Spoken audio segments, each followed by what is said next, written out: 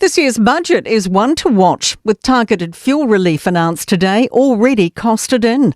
The government's unveiled a temporary $50 weekly tax credit for about 143,000 eligible working families with children as the Iran war sends fuel costs rocketing.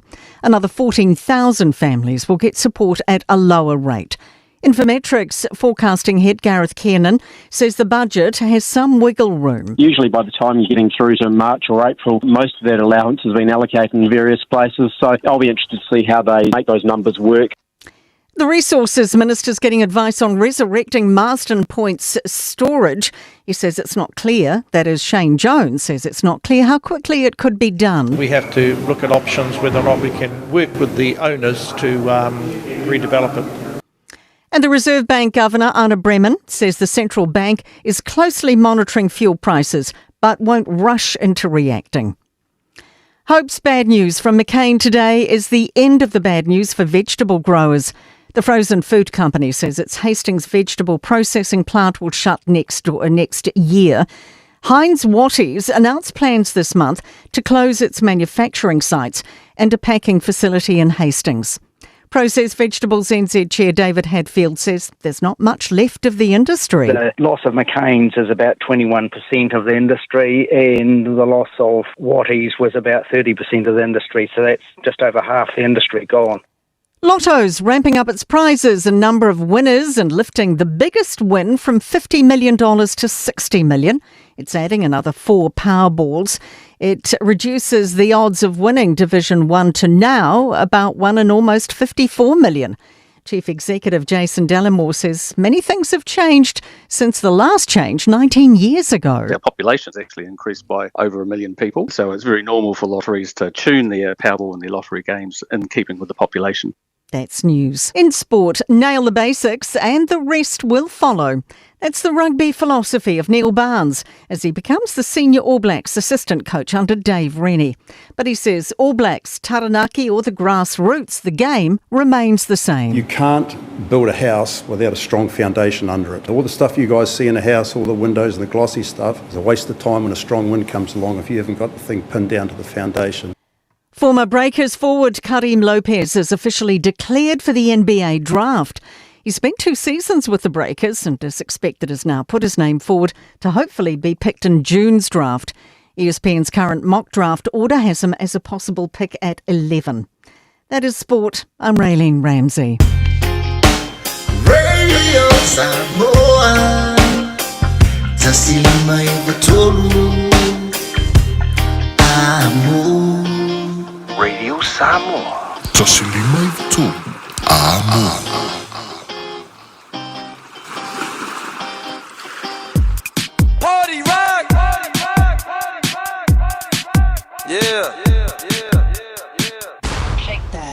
DJ. Every day I'm shuffling. Let's go. Take it, hey. Let's go. Take it, hey. Let's go. Take it, hey. Let's go. Take it, hey. Let's go. Ayatu ibe ayole fatifa mai o. Oliba unatata amase solo leba o. Tasila ba ole mate ile be ufo maya. Urupe ole fanwa ufia ai. Wa wala ilo tona ngai lua ile fanwa. Mafua angale ole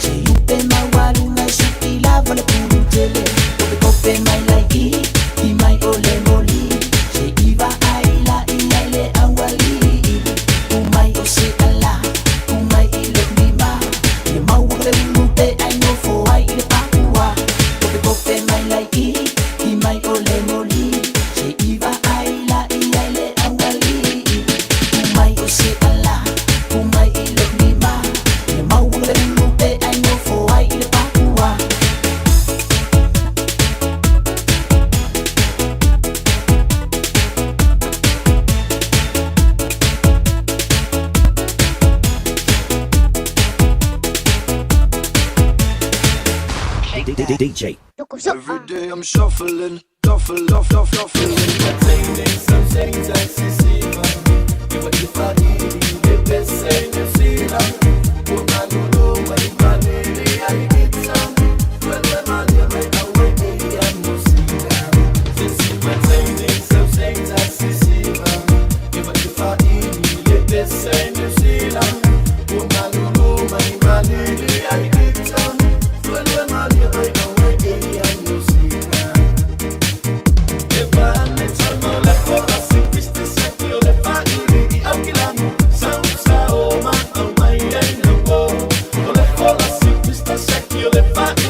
I'm killing sound, oh my, and the war.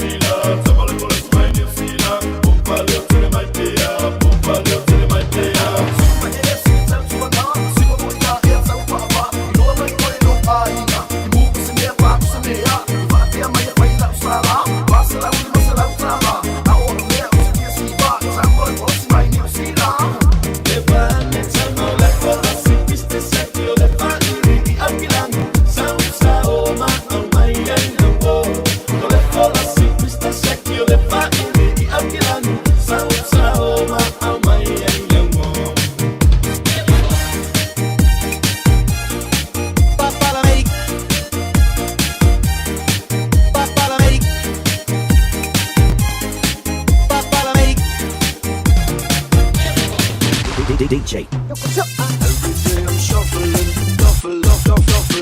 Money my love, my lady my life. Love was so right. Do my orima, do my ilbes. My chema my ilken, my heaven my love oma. My good world best. Money my love, my lady my life. Love was so right. Do my orima, do my ilbes. My chema my ilken, my heaven my love oma. My good world best. Wafuri oe nuwe lupa luwe kua. Fai mai ai au lai, ae ungu ke wha mai mai. Ore kore ua ama kau, wha fia fia mai mai kama.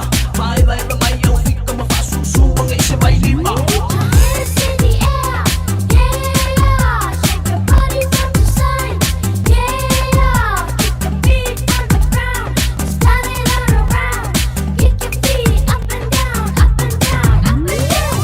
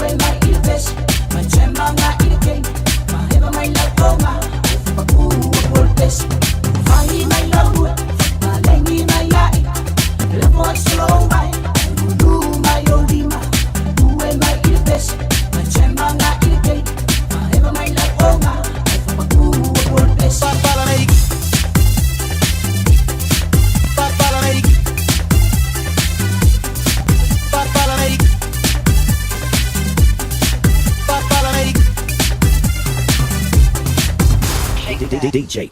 Every day I'm shuffling, shuffling.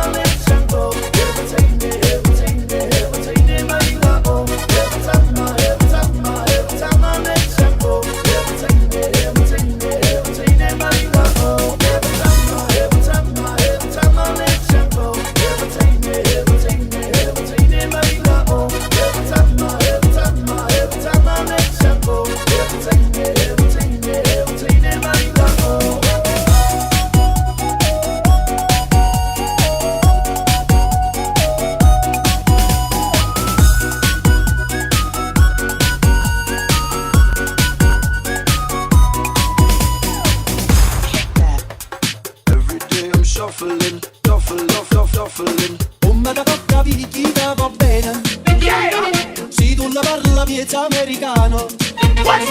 Quando si fa l'amore sotto la luna, come te viene in cave dai do più. Faccio non mai ma non so che fai, mai fa da lo schifo. Fammi con mai sono l'ultimo e passa come si fa e le loma tua ma le gioia in acqua e poi va o ma messo le cago che le olenghe ai che sono fu ma lo loina. Au so amore para lei due batti mai due alla vale mai becca magari e le vai a ma sia le ho con il fama para lei due batti mai due alla vale mai becca magari luna vai là luna passa e fa capo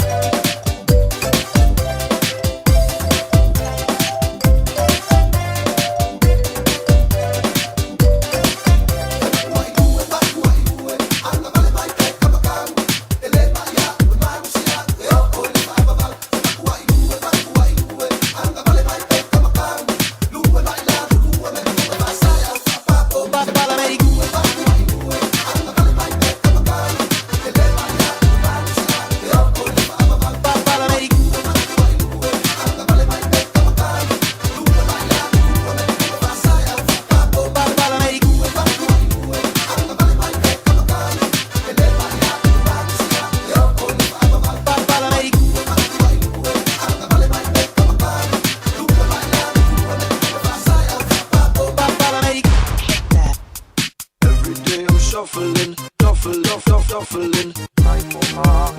Yeah, secret K-Town. DJ. DJ.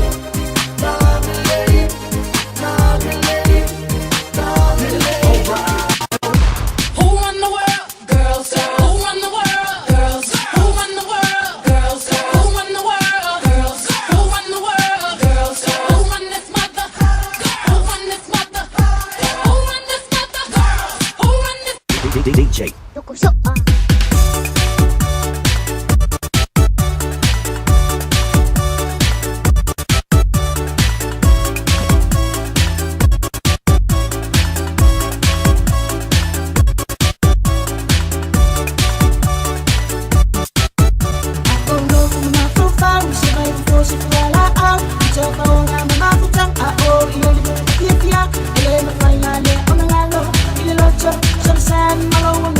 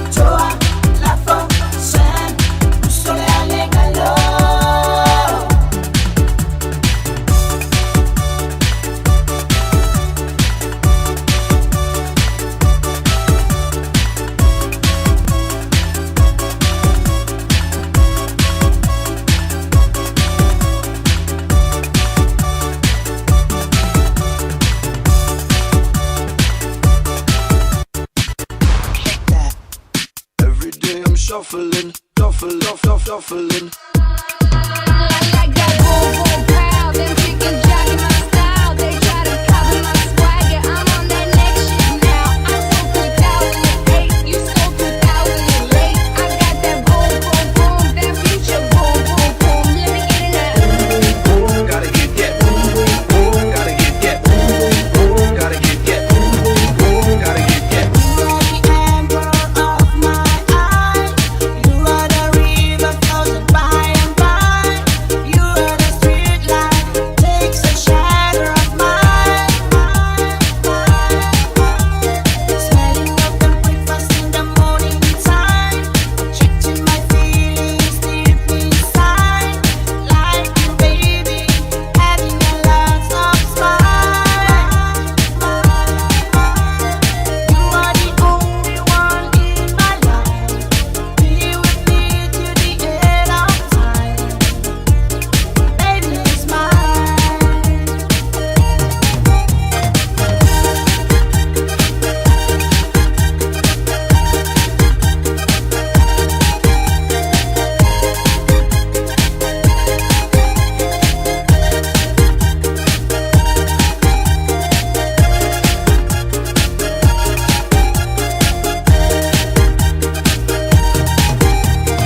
I see the tears falling from your eyes, like the rain fall from the sky.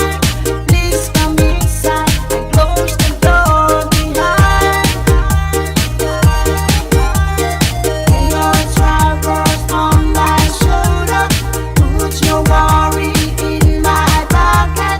Trust me, honey, the one and only lover. Come on inside, I want you to stay. I can wipe your tears away. We'll be okay.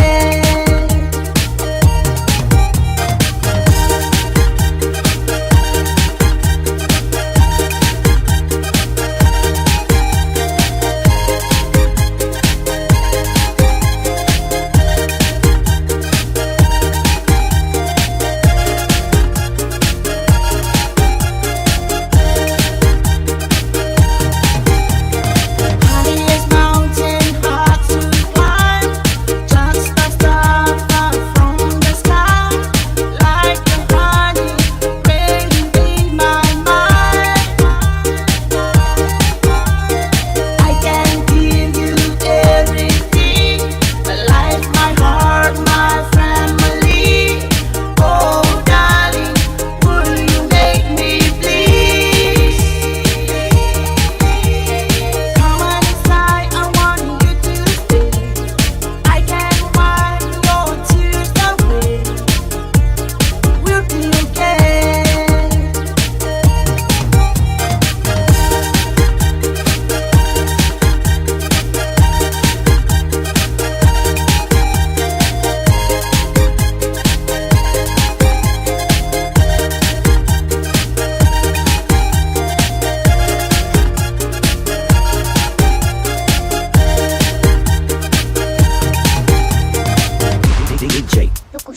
Every day I'm shuffling, shuffle, shuffle, shuffling. Let's go. Take it, hey. Let's go. Take it, hey. Let's go. Take it, hey. Let's go. Take it, hey. Suma ea, pina ngalo, ia avea oi mo. Ole mawai, sa imo ile po.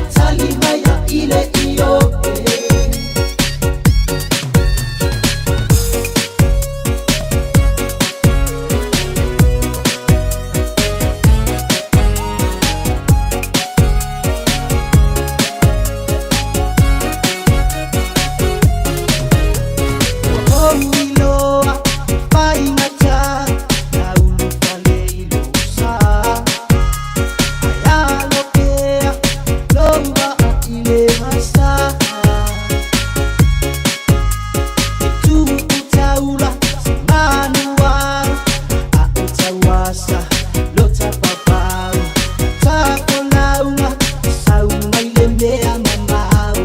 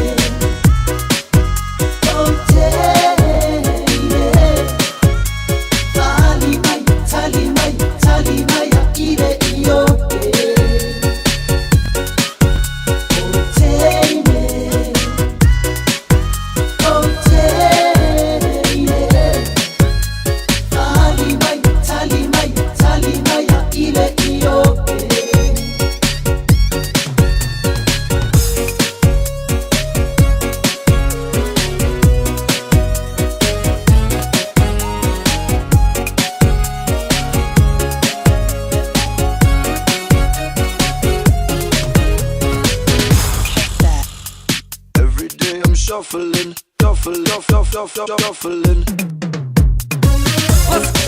Let's go. Take it. Hey. Let's go. Take it. Hey. Let's go. Take it. Hey. Let's go. Take it. Hey. Let's go. Take it. Aina ototonolea Suwaiwa oma osenea Ifo itama boloa A otutu ola tota tolua Lea iso fa aloha Aiwa ifosi ifo I ile masu Ala esu e oe lo tonua Ai iwa fai una ale lo o matu Wa esiva mai il beselea Wa esiva mai il beselea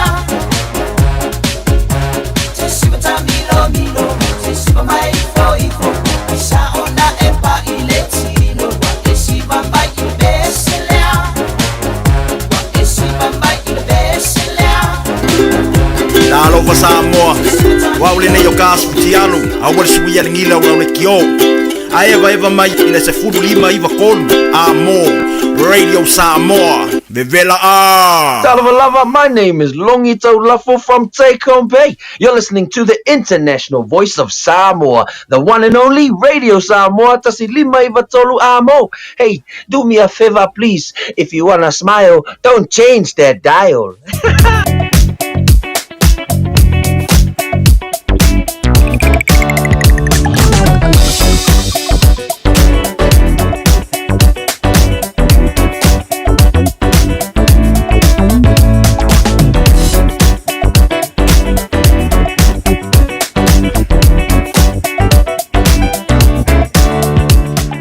Tamidura mai le wa lua su fa minute ona taalo le July fitu ile tautua pa wa le Radio Samoa su lima I vatolu a mosta venga dungola wala wa Portland panga solo ya le na no falsa su ya ma pino ngalo si pio me anga ya tu tolo pe au ngan venga I le aso mare aso ya me sora anga tu ngan venga ole saunga de mu ole saunga de mu me tuli le ya so uma ya wurta alo dungola wala a wur fa nga ina telefoni ta wole rolle mu ele I pasia moli le lopo era sa ko makau mra nga pali tuli lo sao ya ngania ta wo te lo tanga I man lamba I lungo pai lo lungo le wala le ya se si lungo tu la pono lai to le lo papa ma ngai flow ma traffic mai au pania ngai lungo le lo papa Consolation Drive faisi si lo lai kiki mai lava ngara wo kuli mai la ko lai mai tua ia ngai mai lo tu mai le lo papa so ngai al pania ngai West Auckland lai ma ngai flow ko le traffic lungo Green Isle Bridge ngai Hobsonville fdo pai ia le lava le mata lai lungo le wala so ngai pe ke ne ngai one wa road ngai lungo le lo papa ma nai ngai me umo so ngai Devonport Ferry la to o piki la to ta bale po la to sa ya wa ngang ko kai hao le wa ngai atu o umangan venga Yo fia la ia yo anga etu I Facebook yo fire slow ko ngai Hersmere Road I Takapuna Milford pasia ko lole mo tanga sanga North Shore ya no ngoi lungo le ala papa ya pe manie o se vai nga tau langa I Victoria pa ngai lungo le ala papa o le na o mo ko aporoka kwa o mo ko slow le mo ko le traffic ya pe la no pa yatu tau pa yatu le radio Samoa le asomanes o lo sound le mu apa o mai anga venga ki se musika fo le ai le musika le radio Samoa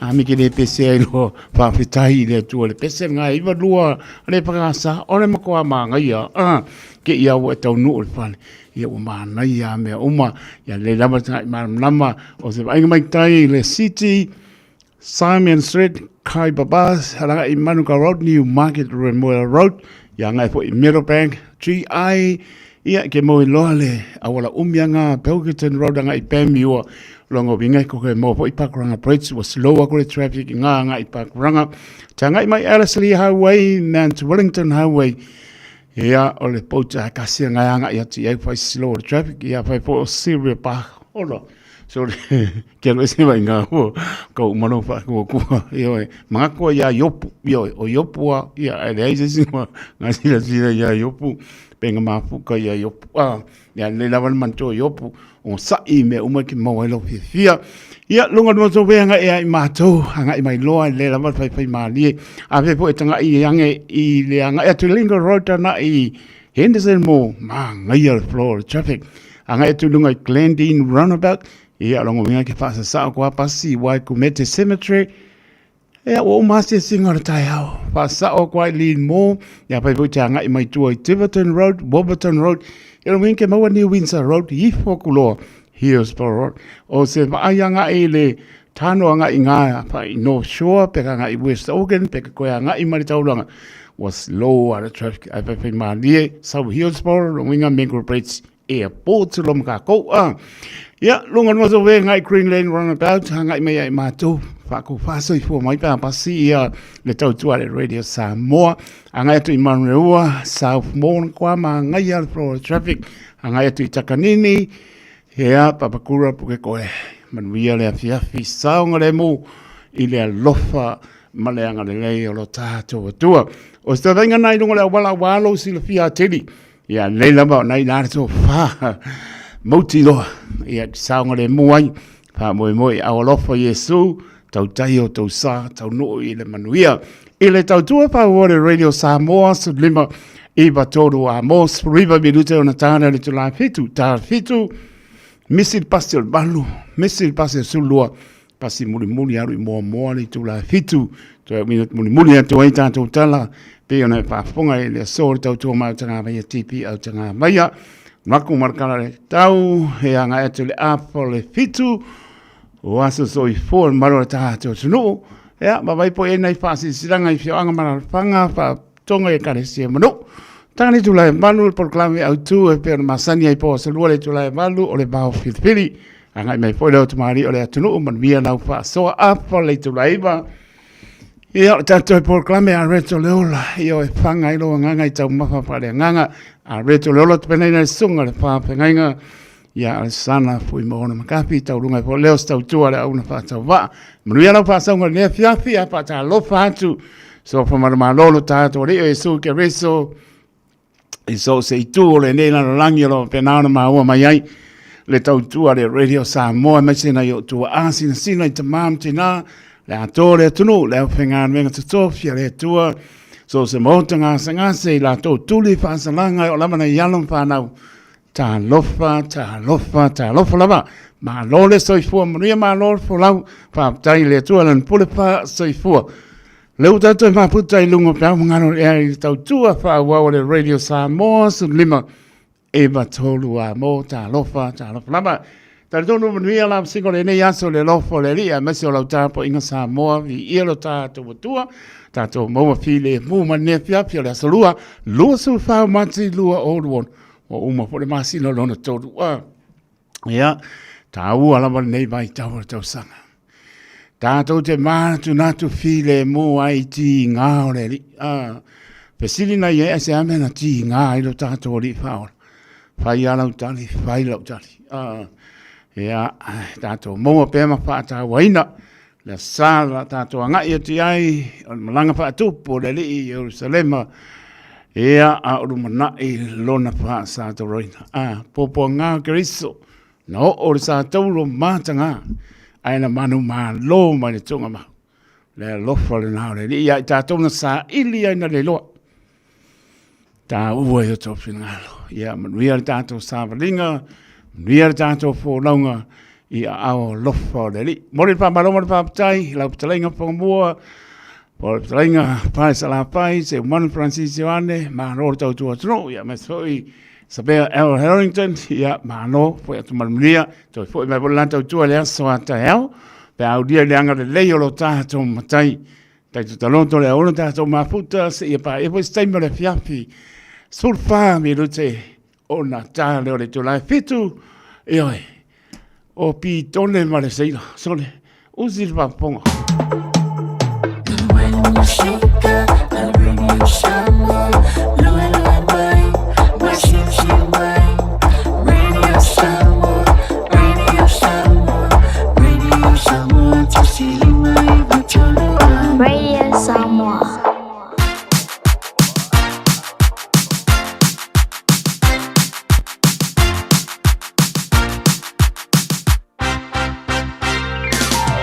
Ule maulo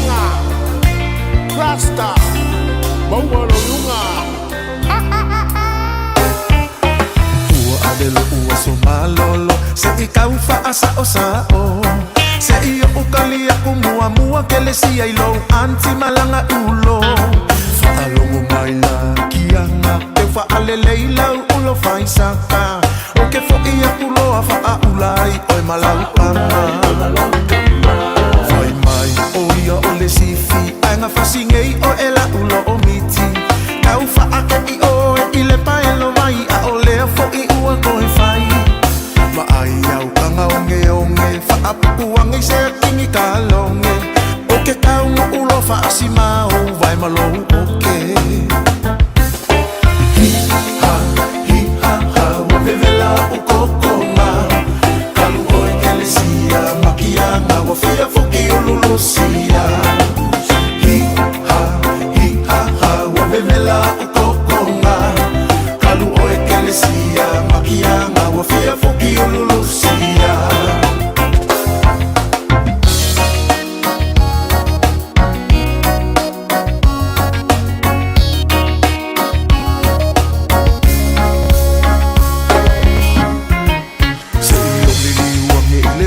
Ola uva ai ke fia ka maleanga Wa e fiki fiki mai lo upu ke maua e engela upu i mangama Whaalongo mai lali i rasta Waka kaulonga e ku ua Samoa O pi kongele waka pena kuilonga solo akoa E ai la male koea inga o lewa fau kua ilo maainga Faian olo wa so male ainga ele anga lo loko i fale Olo o kule ya le fuala au E fai e oe ai o ufa afu ai I lau whangau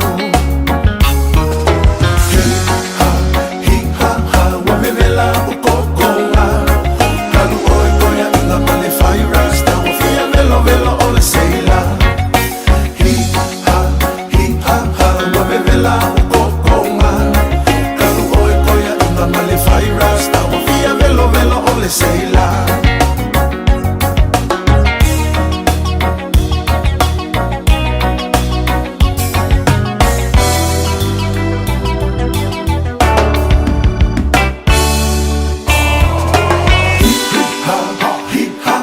Wavevela u kokonga Kalu oe koea inga male fai rasta Wafia velo velo o le seila Wavevela u kokonga Kalu oe koea inga male fai rasta Wafia velo velo o le seila Wavevela u kokonga Kalu oe kelesia Makianga wafia fuki ululusia Kelesian Maufo, le leva ai le kafangau O le lima fena e fai ai a le konfangau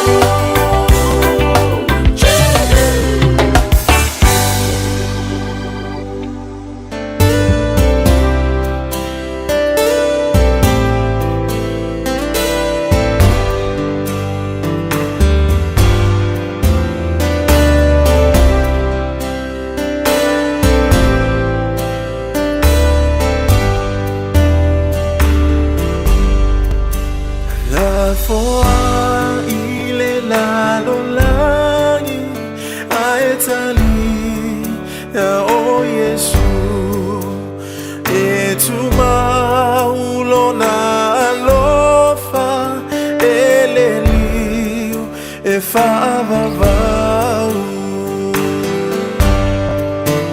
La foa ile lalo langi aetali Ya o Yesu Lera te Leo leo mai Lo uanga Ba esa wai E lo lo Tolo na lofa E lau te Le fava bau E lo lo Tolo na lofa E lau te Le fava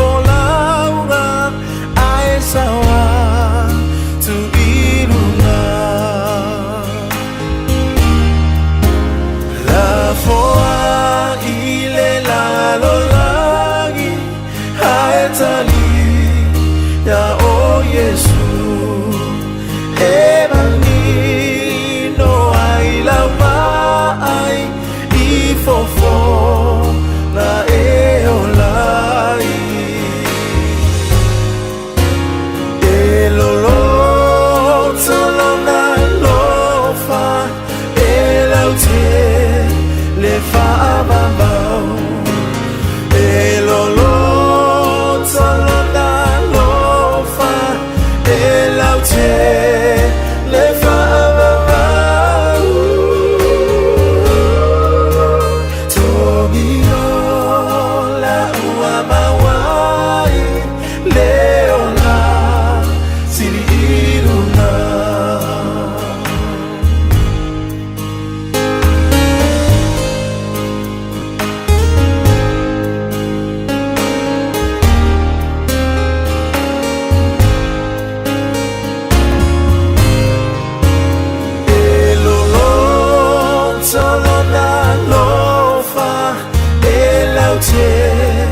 le whaamamau e lolo tala na lofa e lau te le whaamamau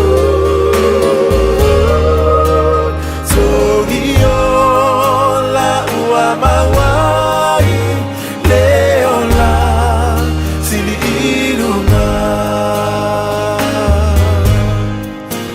togi o la ua mawai leo la sili irunga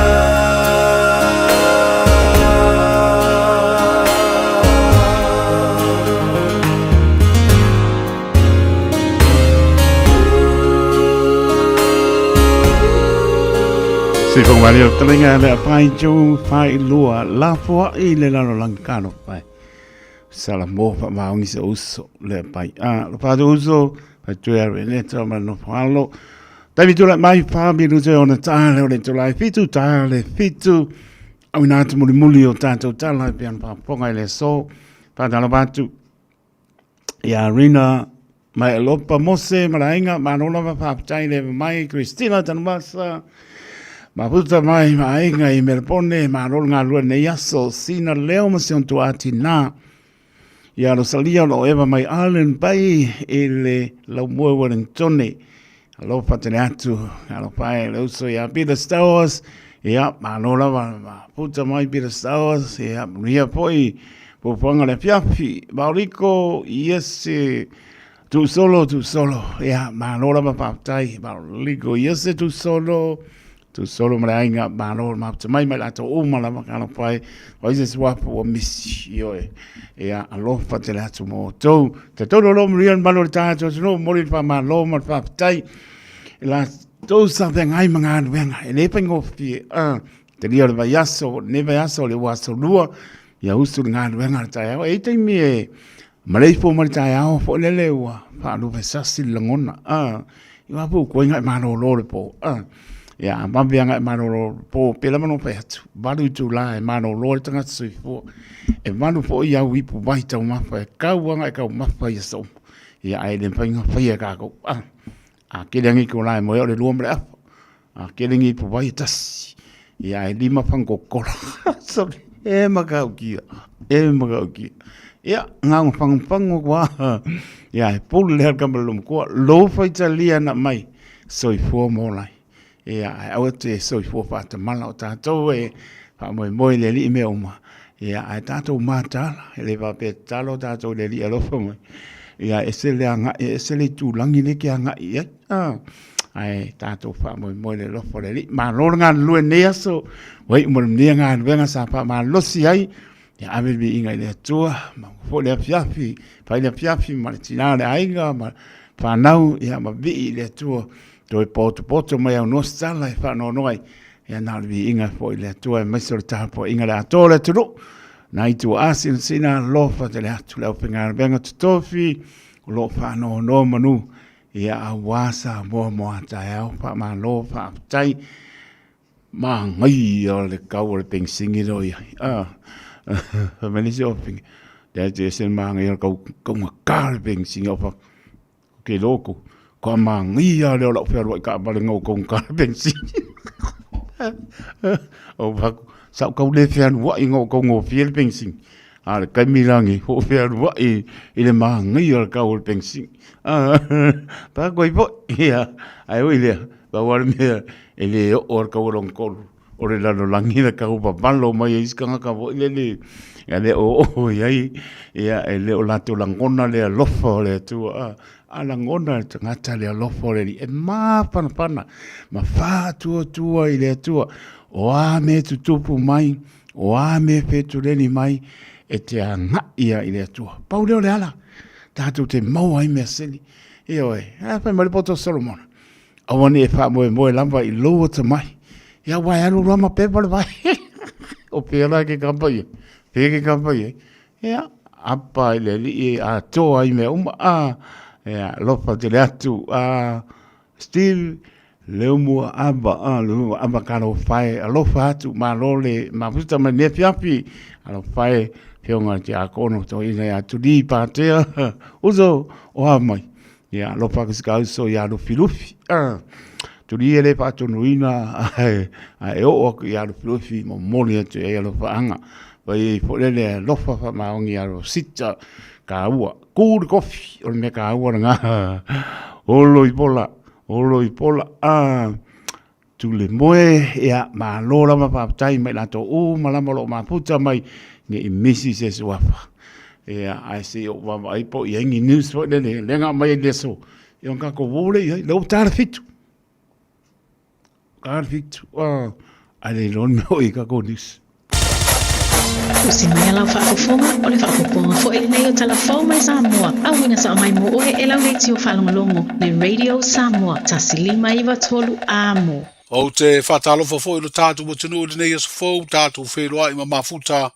Usi mai lau whaafonga. O le si ta iai o le tau o sua au ua i nei matua iai le tau o lo tutu whaatasi ai Israelu ma Amerika. E whaasanga tau atu i le atunu o Iran e o ne ele le sua au. Mo whaero ai e company valere le New Zealand. Le tau fio ni ana malanga se wha mai Samoa mo New Zealand. I le masina fau a perila wha pere masina me. O le mafuanga fo i le uoso mawu lungaire to tongi o pasese a lea company valele. Ma whai ai ma lea wha ai unga. E peo na whaero lau tele mai. O malanga o le sofitu se furuiva ma le lua se furuono a perila. Wa le wha taunu ina. Wha pere malanga o le sofao me. Mo o whaelo ai e lea company valele, o pase se umana tu sia suafa i whai ngā malanga mai e pia mo au kilani, i aso, o sa ili nei ni awano i malanga isi company valele, e whaatino ai. O le Qantas mo le Fiji Airways, o nisi ia o company valele o lo malanga mai lo tātu utano. O whaalia nisi o lipoti, o le teimi nei, o whea ngai au nanga company valele le larolangi malu i tau, i le oso mau alunga o le tau o le sua au, lea o lo utu ai valele. Ma ua whai ai whetu na inga tāle whea ngai e tau wha whetau iai, le si tia o le tau o swau, ona o le taua isa sae tūtu tonu. Wa amata tuli le wha asalanga solo a toa i le whale pui pui, o le tau le o se misi ali i matafi tafi, ina ua wha mao ni elu na morianga o le whasi o te tangata wha moe moina, lea sa te te iai. O au kuso le tausaka e lua olu o tolu da tula i bai ei lea soli tula fono. Na whao ngā ai e le ua nofu sala se la au malosi le titi. O le tu ai ngo le lua sifuru lima caliber pistol. Na wha manu ali ai le tu tau ngā vale o le whatawhata o le ua maliu. Ma o ia lea o ata wa alua i doa i le isi o na suafa o loa Tom. O tolo launga leo leo i lumo o le whaamsino ngā a o su eina mōri mau. O loo whaedo ai o le ua maliu sa ngā i le whale o se isi tau le lea i le wha moe moe. E wha tau mai ei le whala au wha saina o le aisa. E tau no atu le ta vale le ua monia. O loo tutu i whafo o le whale le ua maliu ma sa tu la i mai ei loa. Se fe upua inga ma tau no ai le soli tu la fono. Na mori ai e leo leo le li o se misi. O le lipoti e le fōma i na whaia le tonga wha apitoa. E sa idi ai le mafua anga o le maliu. Na wha mao ni ai le onga onga le manu o le ua whano le soifua. Ma o le puru whana na fiai. O se utu tau mai le la au malosi sa umia e le ua no fsala. E lima isi morianga o se misi ua wha mao nia. E au fiai le umia o se a upenga tau la au malosi. E le whaatanga ina lo tātu o tunu. Umia o se a upenga matautia. Wha pao le la au malosi. Ma le umia o se utu tau. Mai se la au malosi e soli tu la whano. O le tamai ta ilo ia mai se ofisa lo ia tuto tasi, o ia leo fui fui o ane na fina wina morianga leo leo. Ai o le tamai ta ilo ia unasa iuni sa polu, sa fina wina le te a le na moria. O le fionga le tamai ta i whaamsino, le whaamsino ngā mawalunga, le fionga le utele mata tuatanga loa, sa se le su eina o morianga. O Samoa le isia tunu o le Pasifika sa a waile suialo na malo. I le whaata singa tāua na whaia i lunga o se manua o le fitafita o le sami o le malo Australia, i le aitele o Sini, le sami ai le whai uina o se awa onga tu whaatasi, au au nanga wha leo ma fitafita o le sami o le Pasifika, ma sami ai fo i ma le atoanga, o le se lau 2.5 o tau sanga o le fitafita o le sami, a lea malo tele o se paanga tōtino o Samoa. O le tamai te imin stao tupe o se tasi o sui pānemia, le fionga muripola ana rosa ale mori o, sa whai masui o le malo Samoa i lea sauninga tāua, a le fitafita o le sami Australia. O lea sauninga e peo na whailo i se whaasara launga, mai le ofisa so upor tātou malo, o se vaenga wa o onga mo fitafita o le sami a lea tunu, e a wai mā tunu e se furu valu, e awhia i ma Samoa. E whai ngoina lea o onga, o le exercise kakadu fleet review duono, mai te ilua tau sanga ma whaatino. O lea whaata singa e peo na whailo i le whaasara launga, na whaafetai e le tamai ta isui pālemia, i le avanoa na whero i ai ma le kapiteni o le vaa leo le nāwhanua tolu, ma whailo ai se li poti mai le li kapiteni, le sunga ia mua au o taua amosa, ma le pulenga o le vaa leo, o se foa i le malo Australia. Tō luas fuktolu le au vaa le nāwhanua, o lo a wai lea o onga, ma o le sauninga sa a wai le sui o le tātou malo, na mau wai lea manoa le sui pāle mia e wheilo i atu, i le tamata i kovana sili o Australia. Au whaonga pēr i se tūlanga whaalisi ni afi mori e le tise, e whesoa soni ai le au nanga le whaala tonga le malo si tau e le tise le EPC, mō lana au nanga i le motua upolu. O lea songa fua nei vai aso na mori mawinai, lea fia pēo lea tau tua mana o mia i ni whaale tonu, ma mafua ai o na mate whaafua sei. Se vai ngā tere o le motua upolu na fia lea wauli, ai whato aola wafia fipo. Peitai o le te o le sefuru le po lea songa fua na toi motu sia whaafua sei iaire le tise, inisi o vaenga o le motua upolu. O le ua whaelo le kalaputa alo o le malisi Samoa, le avea i nei o le company ngosi ava malosi o le vailima, ma lango tu tasi i ana porkalame tau tā longa o le nei tau sanga. O le asolua le nei vai aso o malanga atuai le au le kapita i tō fitu o le malisi, e tau sini o le tāmino sanga lo na 5 le kapi fitu, o le fiti pita e whaia le i fiti, i le whai unga o le nei vai aso. O le tāmino sanga le kapita i tō fitu, a le malisi mo le tūtō tasi i le masino yuni, o le isi leana porkalame tau tā longa o iei fo i le lango tu tasi, a lea company. O mamori ai whaaftai le kalaputa alo o le malisi, i le sunga ia asiata jali va ai, o le pule whaatonu leo le vai lima i le lango malo si atu, i porkalame mo le si tio le atina e o tā longa, e le ngata o le kalapu, ai mo le tātu utunu atoa. O le tautua leo le nei aso, whelo i pēa, soifua. Eva mai pea i the radio kasi lima i wakolu a mo au ngā tele sunga mo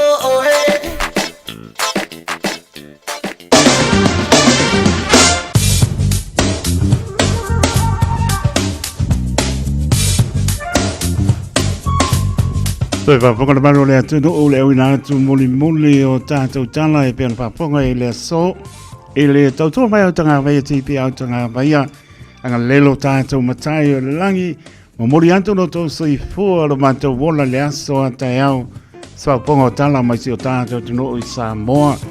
Sto venga tala le tau lo tō maru pera pa mawina i au kilani le so lua se puru wha lona maulunga sa vidi angi mai sau te sifo a waon pa upo nai timu wa ma solo lungo ponga ene spulu ono lona manu i le afiafi o le vainga mo atai ao le onga tonu o le vaiaso me pa uti munga au au poi lua spulu tonu le bena pa mawina mo atai ao spulu lima lona manu le afiafi o vinga pona tau e ali mai le astofi pa uti munga au au poi lua su lima le bena pa mawina le astofi malona manu le afiafi e se pulu maleono.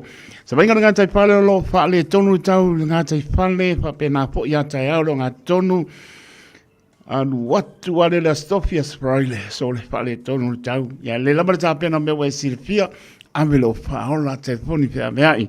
Wani pe tupu mai na te ta pena yai. Patalopa si o tātou tunu i Samoa tari tono lo whaponga le tasi ono te si male tasi wha mo. Ia o polofa whatalopa atu e ala le tautua le Radio Samoa la toro tātou tunu whaponga mai. I lau ele na mātou wola e ai. So i fua e malo le tunu o ia tunu e mau. Ia o polofa whatalopa atu. Lo pena na aua lo wha manu. Lusu riva le bela wha moina mai si Samoa. Ia malona manu le pia lua sulma pa. O se vainga ia puno pa toa ia o mai i Silverdale Albany. O lo pa uti munga ile mafolo o wao pa solo ato. Se vainga ori nau waikato Rotorua Taupo Taranaki mano tu. Ia o lo pa uti munga o paisi malu. O se vainga ori nau i Pay Plenty King Country Kispon Mox Bay la mua Wellington o lo pa uti munga. Pa pena po i Warrapan Palms and North Napier mai sing tauranga manisi vainga onu tu aoi. Se ia pa ia South Island. Kalai sete mona no tu ai o le pai mako au me o kala ngoa ia pa ko pa pengana ia pai le menga ko pau al mako kamalo ke mo avesel mako le mako afa na ko kala ngoa ko ku ia mo ko maka ia le peno mako le kala le mako afa ko se io e pa pengana pa so i fuanga o se vengana le tana i le tau venga si o taso lu mana tua i lau tano.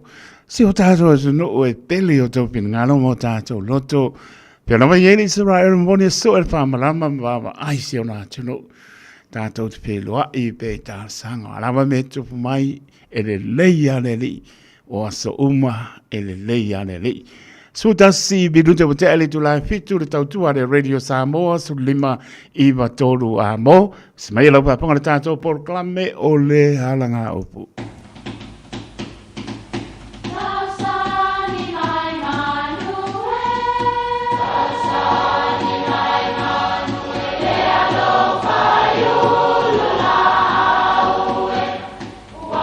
E o whanga manu i ululu o la au, awa e whawhanga i funga o la au. A o le tangata e whawhanga i upu matala. O le mawhileo o alanga upu mamuanga ngana Samoa maona whaapongai e a fua i lona sio mianga.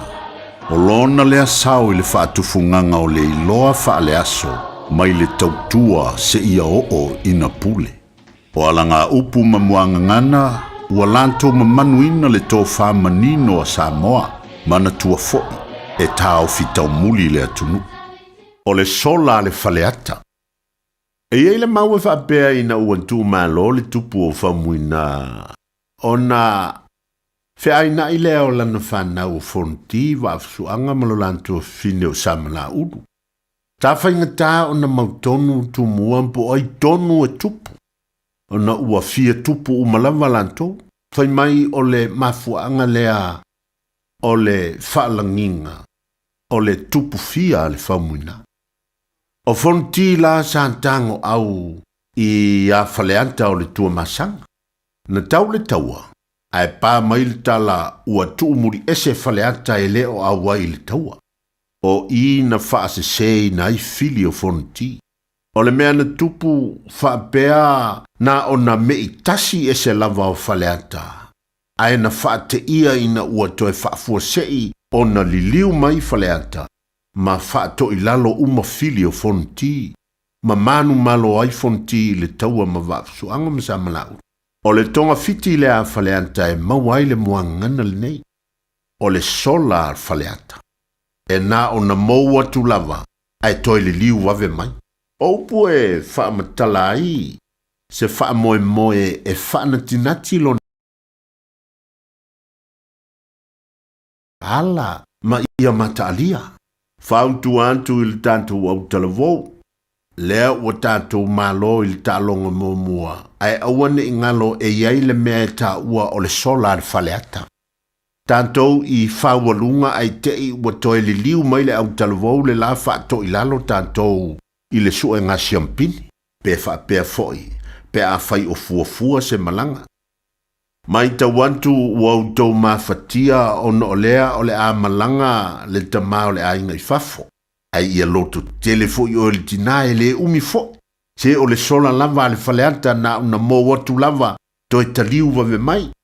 O le sola faleata. Manuia lau fasonga Samoa.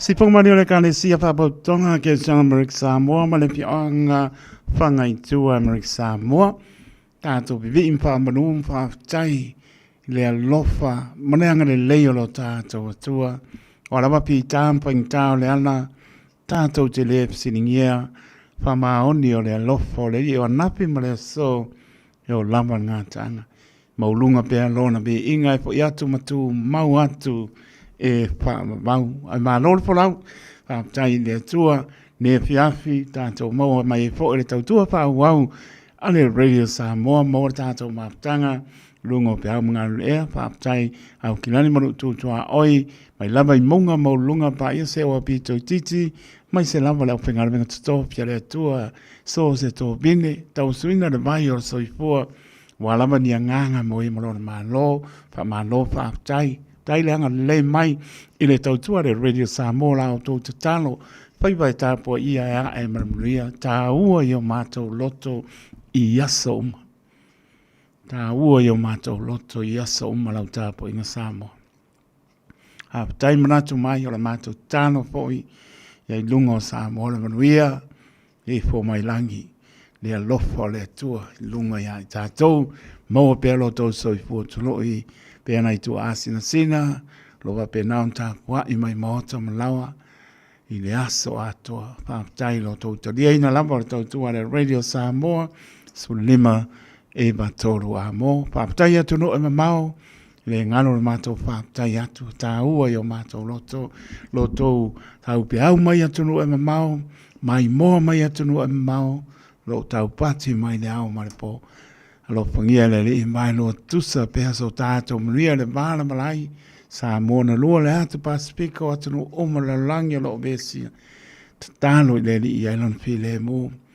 So longa maria me oma msang le mu mai ni te leo so i fua o mawai. Ona o le mtau tia o le sa ili o le pule. Tai o malo e fia o matu le. Ia malo matu e malo e whai nama. Sa ili nama. Ia mai se o le uo o lama inga taunga tāma. So au le uo o mai atu no ma. Paintapo i lungo pe au ngaro e ai whainga malanga. Tele whainga malanga o kenso ele i o ia me a le o iai. E a le whaamuta o nisi o malanga le eni sila e matautia. Ia tātou wha moi pe au ni o tātou ato tu wane. I leo se tu oti i le tātou tāpua iai o le tua e soifua pe a o ia. Au lama le tatala o tau pinangana mo tātou loto whātua tua o le mātou whātua. Tali a leli. Nā lo pinangana o amare loto taito e fia sila i ai leli. Po o wheo a ngā i ai lo. Lau sa i linga ma lo wha maoni atu i ate ia. Pau ale. Po e wha maoni atu i ate ia. Pau ale mea lo sa ili mai leli i ate o e maa uma tātou. Tofi na to tofi e tātou e rea tua. Nei se me lilo le se whanga le lio. Pēte taita i ai, o pēte ngalua i ai, wa tofi ai ai. Pau ane mea o le pēse silo le lio, le wha maoni o e, whai ai tofi na wala au ai o e le lio, te ngalua i ai. Ai e manuia tātou fō launga Samoa, tātou angai ni whai unga po, nei masina e maise o le mai tau sanga, mai taime o le leni, whanga fulu leo tātou i ai.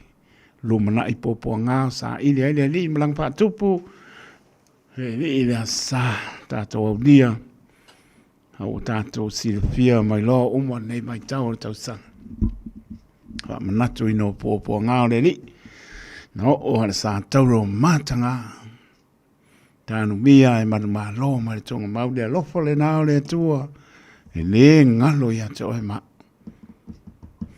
pa fo i o lona ve inga Padalo watu ya Steve leo muaba tasi petu patasi Steve leo muaba tai mara inga tai mo ropaanga maputa mai holo i pola tule moe mara inga pa tele lama so ya Peter Stowers ya manole mai Baliko yese tu solo patai manola ma patai ma mai ainga se foi loso mane swapa tuli patea ma partua ma no poalo lo patai pe po la pionga le au pepe pilioane ma partua salmasina pionga le au ma partua le lo patu ngata lea orina ma e lopa mose patai pina Cristina talbasa mai melpone sina leo ma si ona to atina mai la to umalama ma puta mai lungo le apio foringa a lofa te le atu ma lo leva mai ma nuia lau pasonga le fiapi sa mo na minute tala tato leina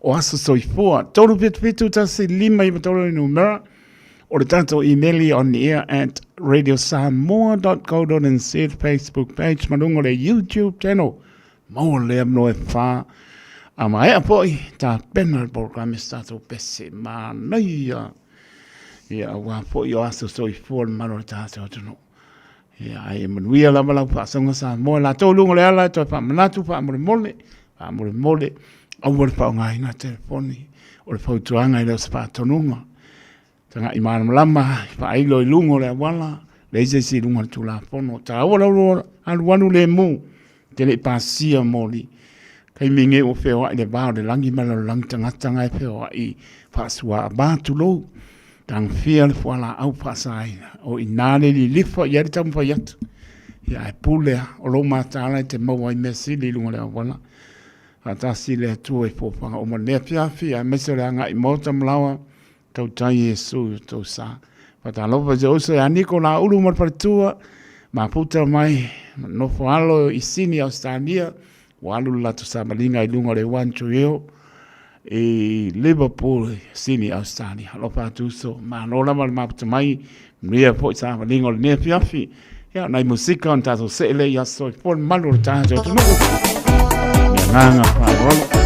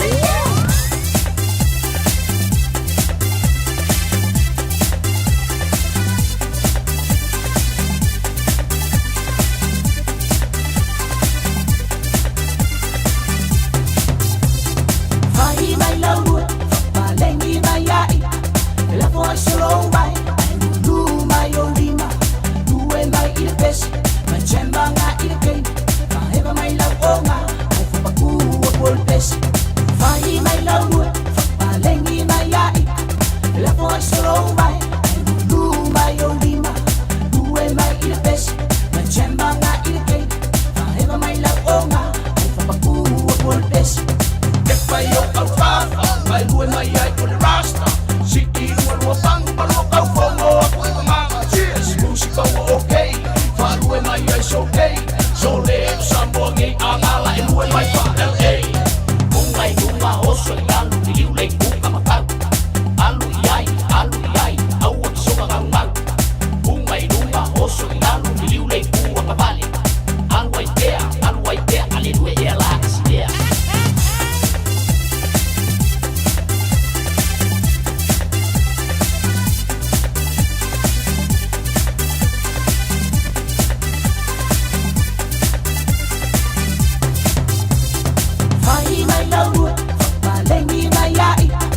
La foi solo vai, lu mai o lima, due mai il pesce, ma chemba nga il kei, ma eva mai la onga, ai fa paku o pol pesce, fai mai la lua, ma lengi mai ai, la foi solo vai, lu mai o lima, due mai il pesce, ma chemba nga il kei, ma eva mai la onga, ai fa paku o pol pesce.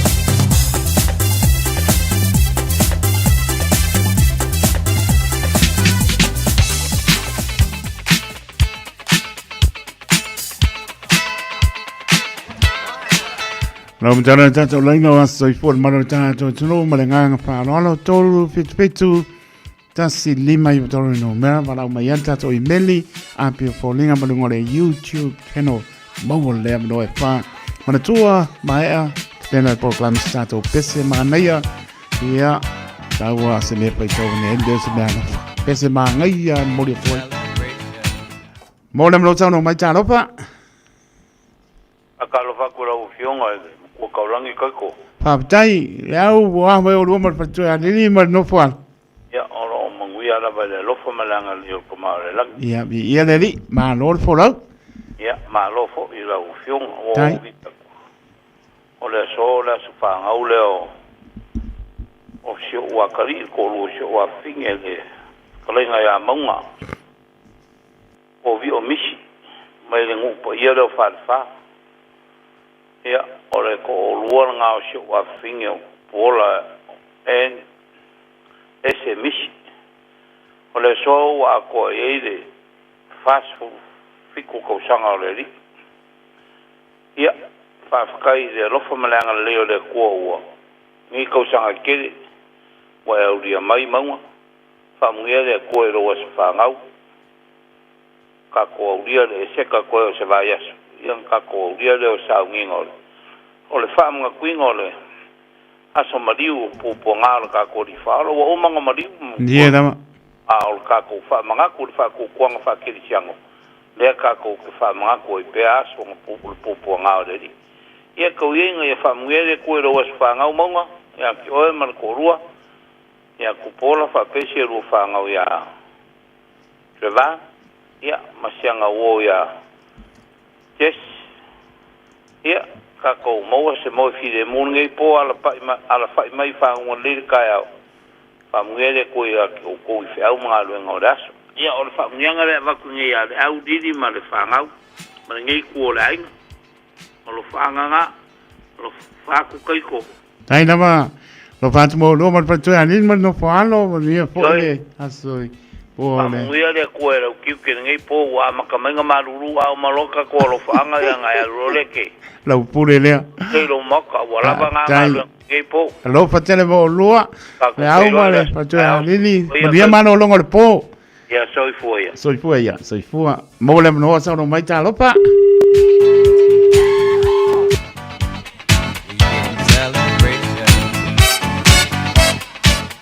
Nam no leina si toi mama. Ai ya pois tanto I meni missi. Ya manisi o tato. Ya le ai lo pese lo mkako.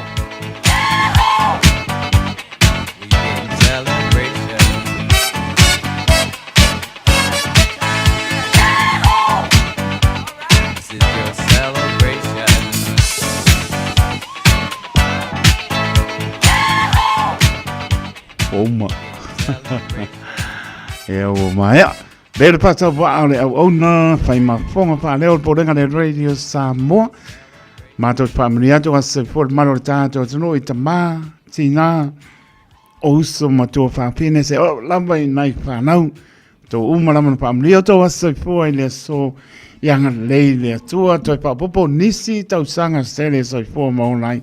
Tato mana tua pea. Ya vea pe tato e faia lona ngalo. Manuia tele o tau asa i fua, happy birthday to you. Si foma lio tau pi pasfia. Lea yasa ne alofa o te tū ai o au tapa au wola.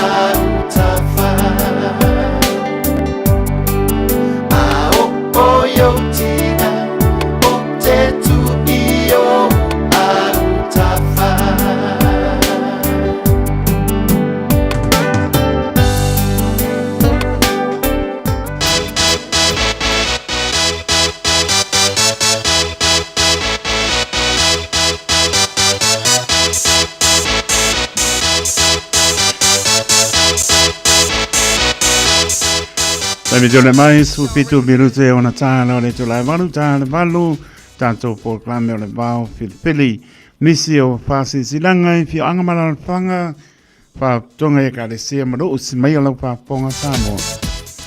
Au le ngalo sa lo minga o le tusi o le songa Fansiai man lo minga o le wao Filipili e mawai pa lupenga o Samoa sipo tuila manoa o nisi o tala tu o Samoa o alanga upu o le mtapa i oia le matai i le whaingo pa lame pei o whai poiponga maliu o leo siu singa o a inga silpa inga o paolo si i wha aloalo wha langingo e ka le sia ma le tele o le ngana o wha longa mana tua o fit spuru tā la tau le tātou tusi wha penga na le o pisa labo le radio Samoa tolu no pa tolu hope o avenue i Manukau City o lo mawai Monisi pa mtalanga tala no i lau pofonga fia o mato o pisa i le oiva lua no lua tisilima i vatoro numera.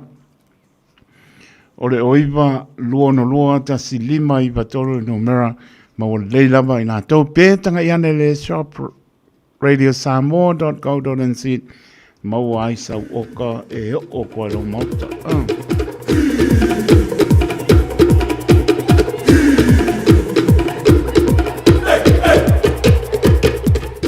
Ainga sa alua paul pito no o ta pito i mangiangi.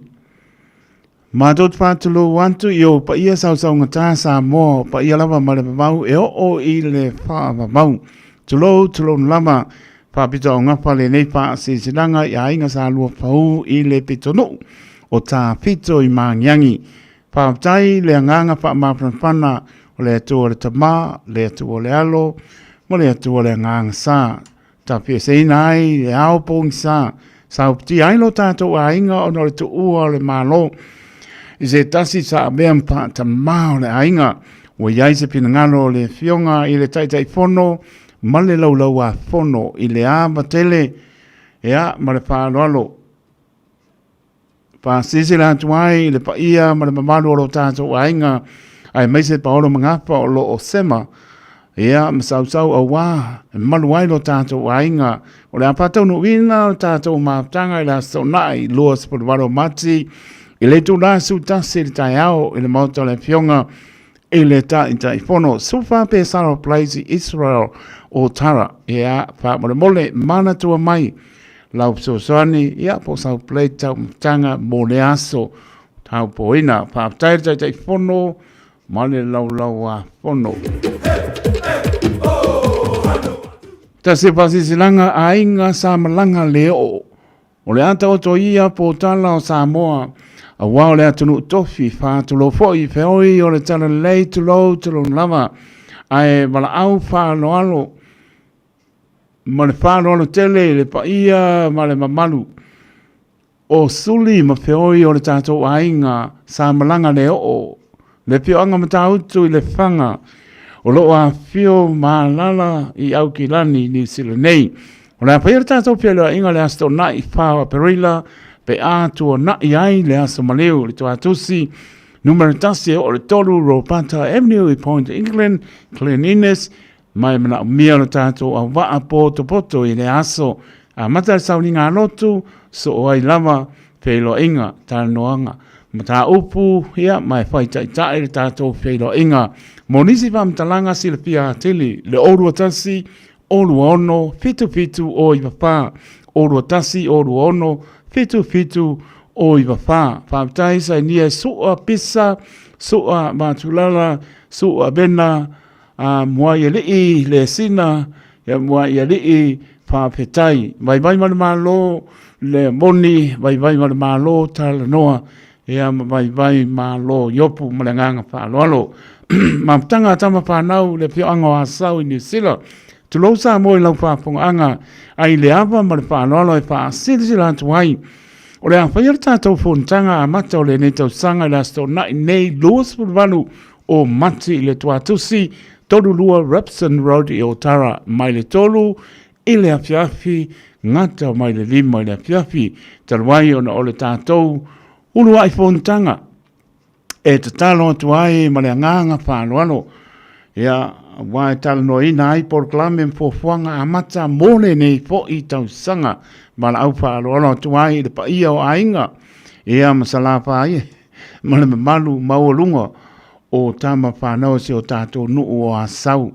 O lo a fio ma papa au I le nei pito o Aotearoa nei ina ia sumai. Tala mai au, tātou wheloa e ma maputa patas. A wale atina eina o le tātou maputanga.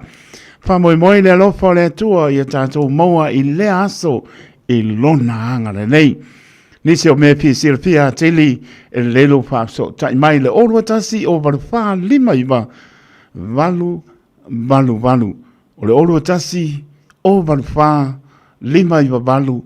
Monisi whamtalanga whaaptai tēle lava o le lau a whono. Ua mai a tātou whaasisilanga I le ea se paipai asa ma se mau. Le lava stampo atu o le atoa. Pa mangalo le au ona whātau waa. Ia e whaaptai lango mai. Whaaptai fo'i le asia si mai. Sira fia tili. Tala noi lau whonga fia. O le mata ofisa le o iwa. Loa no loa tasilima iwa tolo no mera. O iwa. Loa no loa tasilima iwa tolo no mera. Maua le leia ia. Ia nisi me fia sira fia tili. Ia malea nganga whaaloalo. Ai mole atu whaaptai maripulenga le radio Samoa mlo mātou whātau waa. Whaaptai tele tō lango mai I tātou wha silanga I lea vai aso malea masina malea tau sanga whaamlia lea tua. Whaaptai Nikola ulumar paitua mano whaalo. Whaaptai whai mea rofa. E mamawa Liverpool. Ea e whaaptai au leuso. Christina Tanvasa hoa me oto I merpone a ropa tele atu. Pena po leuso ia remble moa. Oke pole, le la kampu ya lau pese, le lau pese, ua malia lo roto, oi ka lau pai, pa tai rem le moa, pe o malia lo pinangalo. Teresa e neva se onto ati na, ea, lopa te le atu, ea, pena po I mauluma tolo waa, lima lua lua tasi, pa tai tele lava, ma lole so I fomria, pa tai ko crusader, ea, pa tai uso, ole na, ea, na minute tanto ser proclame o le bao filifili manatua talalasi Samoa I le patonuina le mamalu o tato tunu a le nai mon sia la au vane la papunga anga muia la fa sol nevia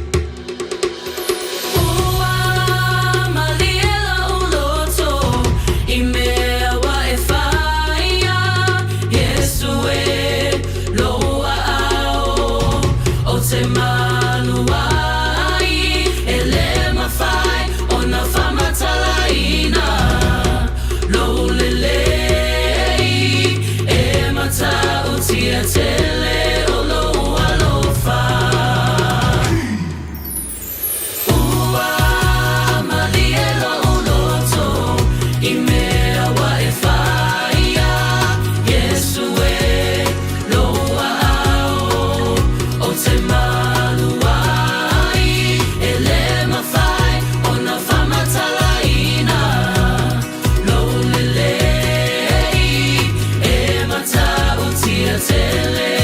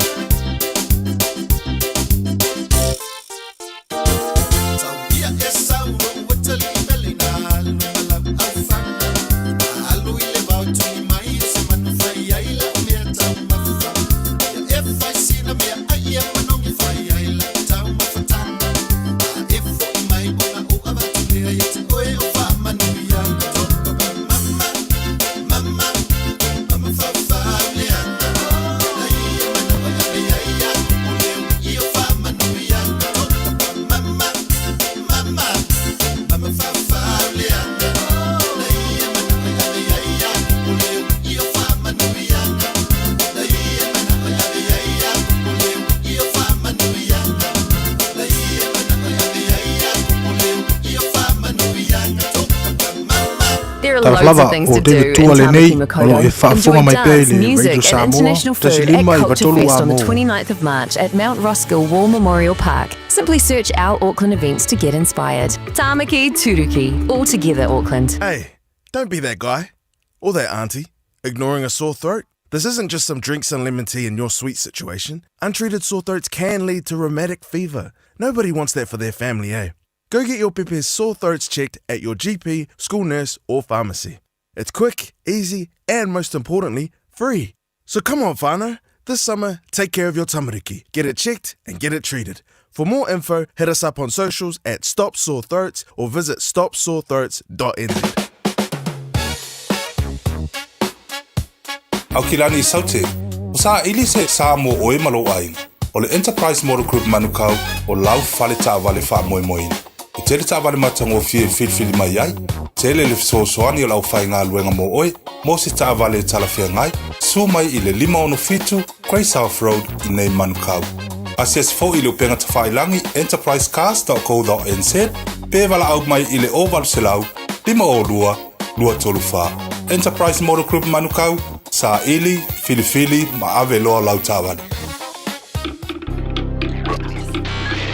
Tasilima i Watolu Amo. Radio Samoa.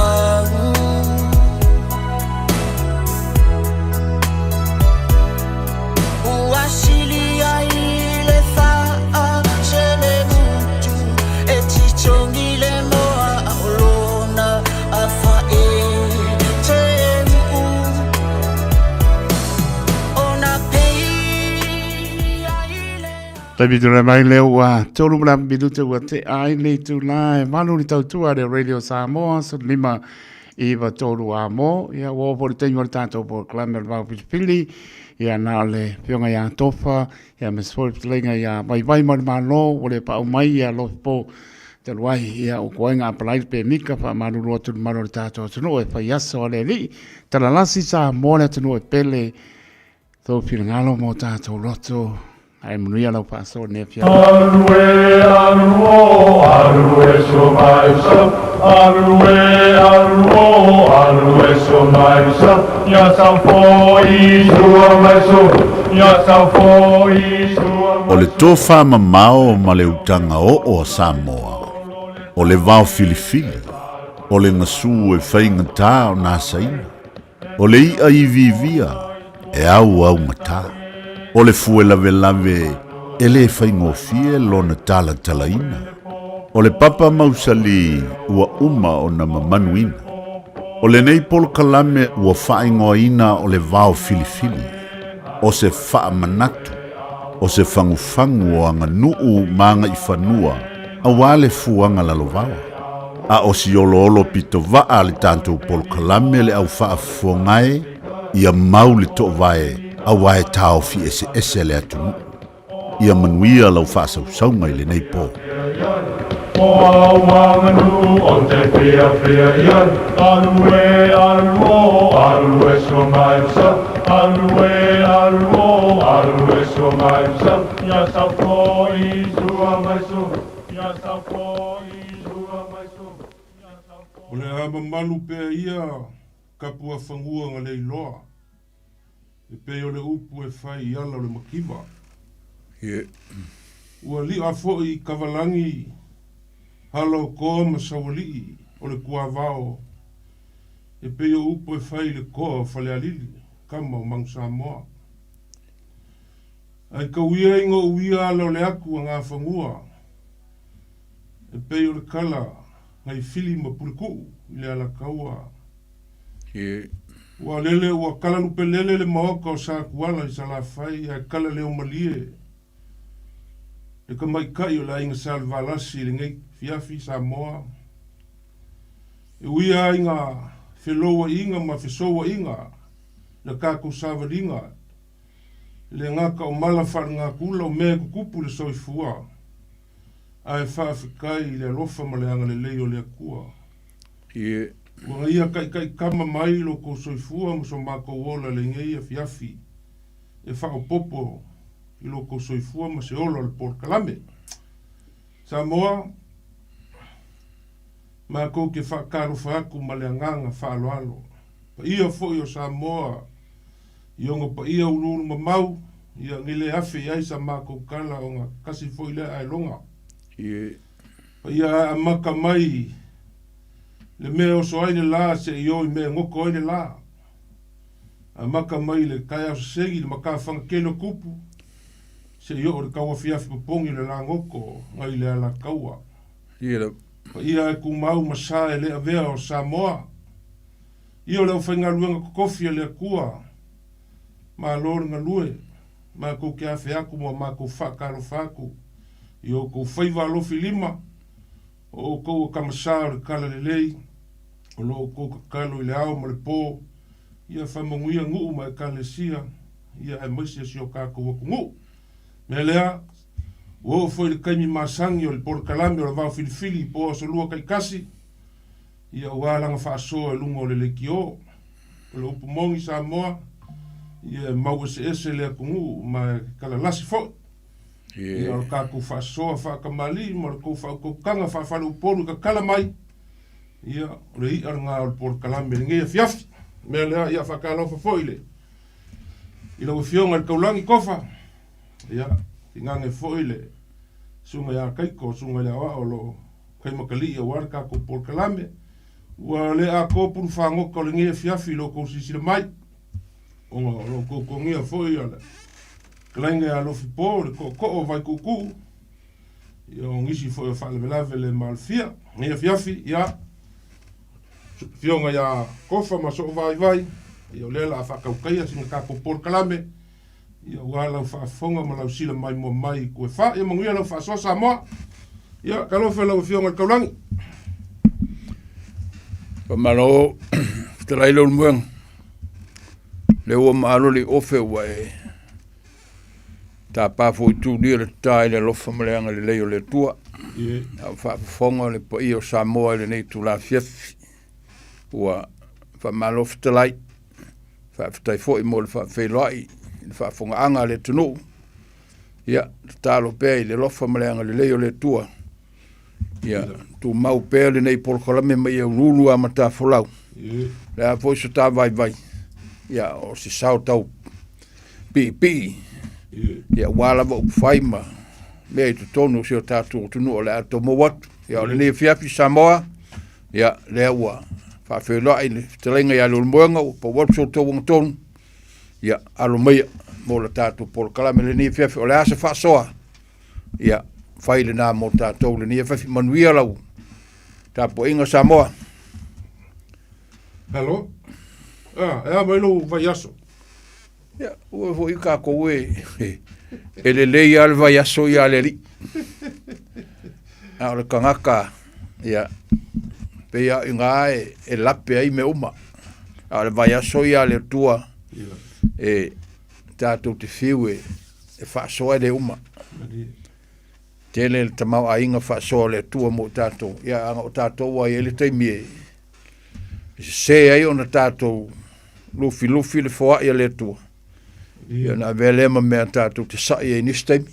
A le whaasoa ia le tua ua inu malia le tangata. Ia wangela usau wanga kofa. Ia.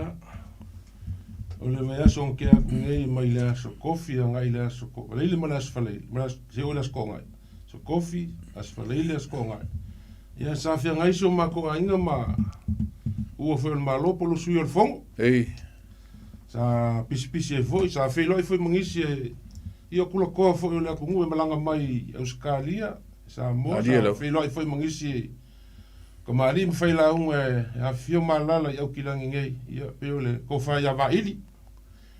Ia, e ngaka foi lea i o klenga i aku Ia, mai se foi ia pa ia o a inga lua. Ia wale usui o le fongo ele.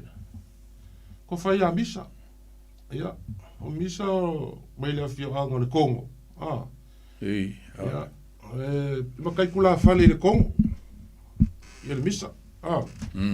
Ia ngai le o pose lilo i lau si le fia o ia pe o ka ulo le misa ka kofa longo ia o i fale la kai o kama sa o kama matu kama nga le la au nga fau Maria ia Maria foi ma ia ka nga foi o mariu filo e mga ko inga mo mai foi le fa kai ka ko por kalambe e o ia inga le vi mai ma ia lo maka mai ka ko por kalambe ma ia mai foi la ko fa kuanga i me ka kau fa le ia kili ka ko por kalambe e o ka ko ia fa mai ki fa mo le ko mu ka kala mai le wafa ali la fa mo bole nga vai malo ia se fai la sautala o ala ngai ngo fa longo i le kalesia le e ese foi fai ngola ko a me sa me o fa la vela veia ai pe manga ia lo sa ngo e pe klai se fa fonga fo le ku onga fa so le le ku mu fiku nga e la ko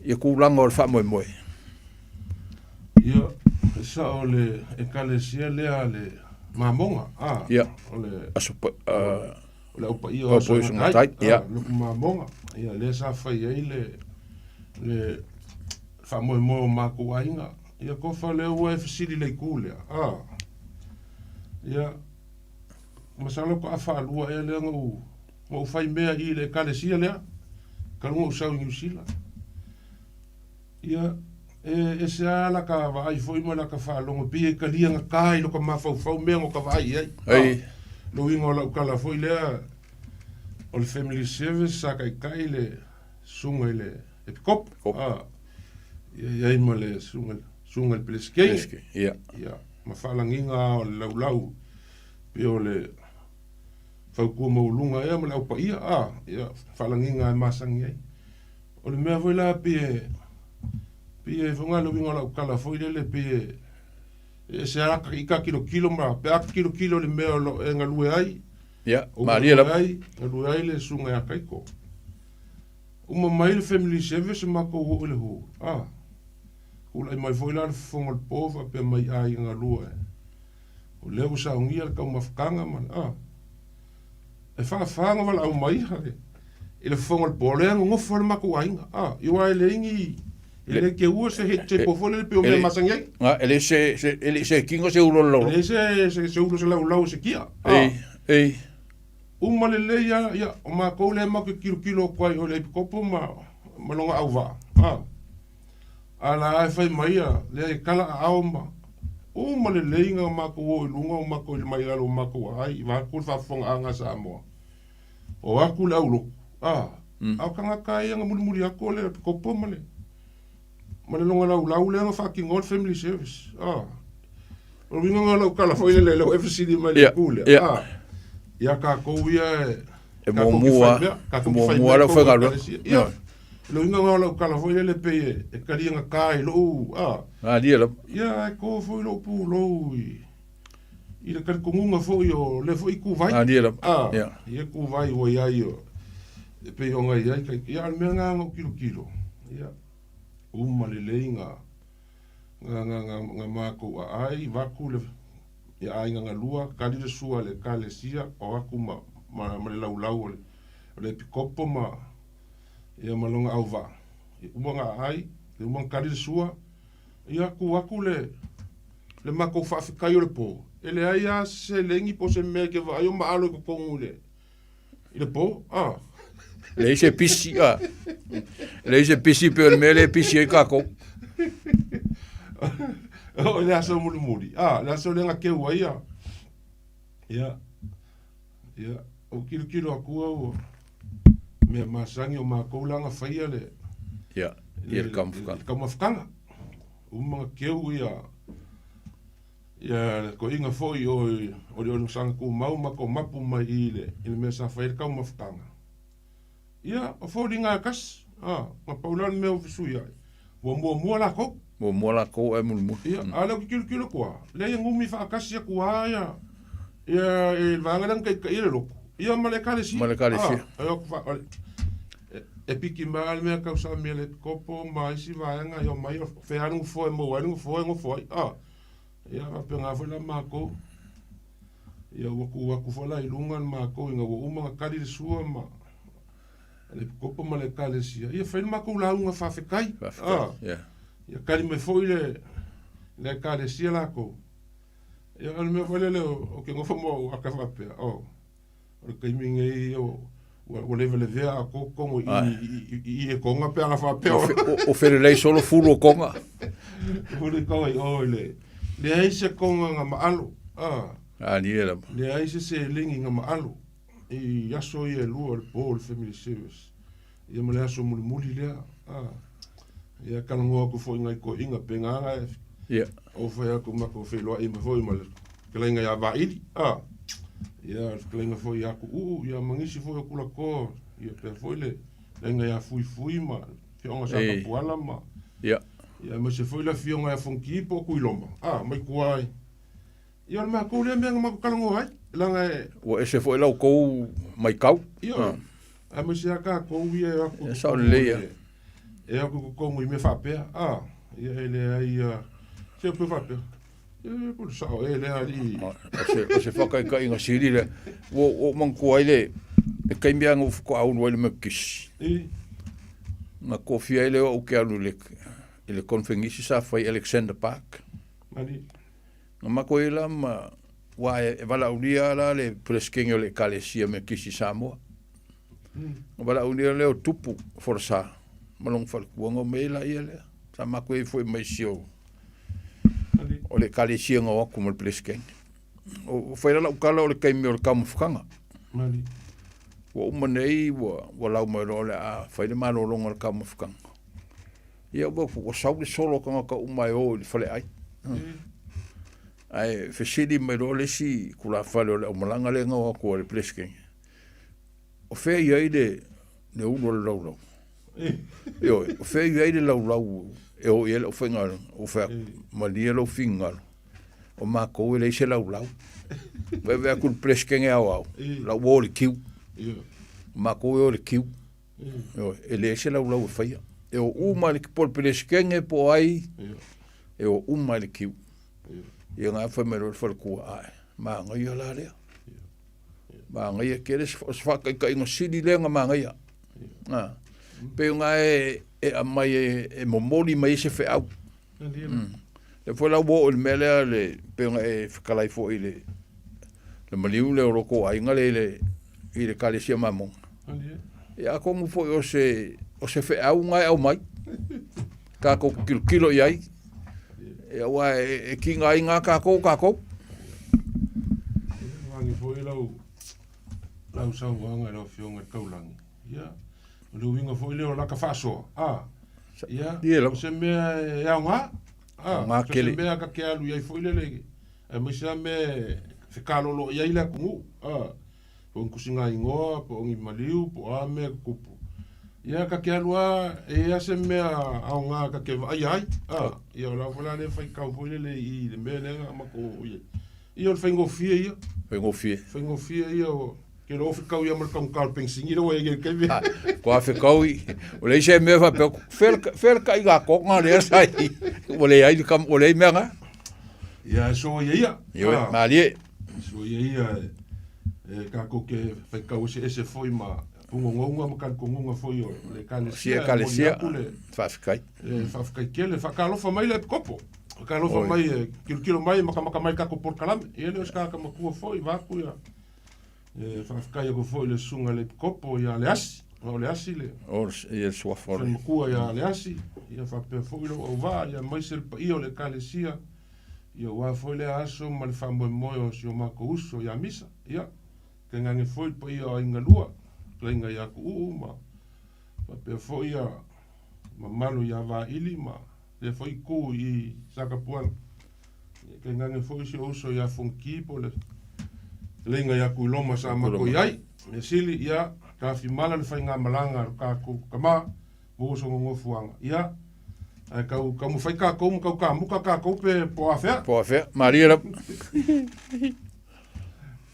Ara ka ia solo i kama ka upu ia i kama ka upu le ne fia fela nga kalunga mai o le saka ko kalunga fo ile le o le vai aso ngai ia la ka ko kalunga le fa nga le fue mar koko Maria ia mo se foi o le ka usinga le me ile o le nga i kai mo fa le velavi ia nga so kai mai se kasi fo yo langa ole le saka ku mai ai I ka ku vai dia sa ofisili foi las ko inga si umule la so le sa mako ia ai ke o fai me ke vai e ile vai o mako nga ke o sa monga nga si ma o le mako malulua o le ngore vai nga o le lo e po lo o le vai nga mo ko ia ke ai fe kai de sampi ia wale ko mo ala se kai mi ko inga mo ko inga ngo ofisili ai no le fionga ia masi o so mo o le mo las ke me ko fsiri el coi po fele po ese kalango vai ia le swafa le akalo o le fua uli o fua uli longa ia fa vainga ia ka kile se ka makau yo ia pe o le swafa le wa ngai le fionga ibo ia o le fua o le fua na i mele ko kanga ka ke koe wha manga kua kofa, manga koe fōru sua whale o ngai o ia kako, ia o le fuafua. Samoa ni ngai a fiafi ma kako por kalame. Ia i kako por kalame o le whaasolo solo ma ia kako por kalame o ngā i vāga nganga ma ala ngā upu ma mua ngana i mou I le fuafuanga e pe o ngai ai ia anga ua ia se kua lalo mangisi fo yo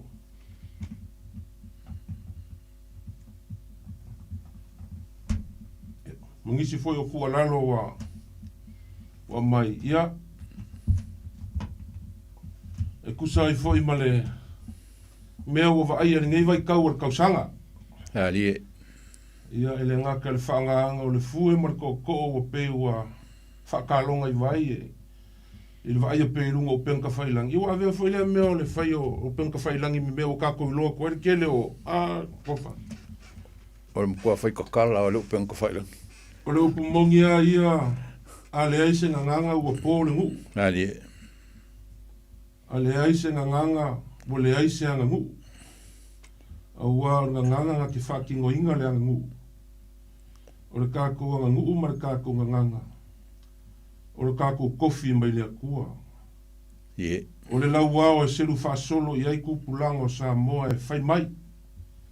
Ma whai ae, a wale lumangai.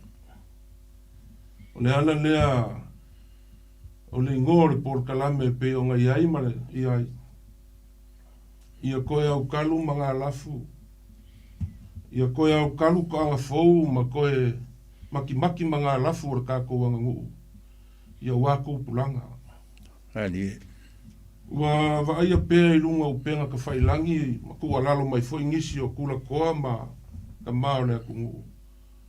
I le whaonga inga o le fue mar koko.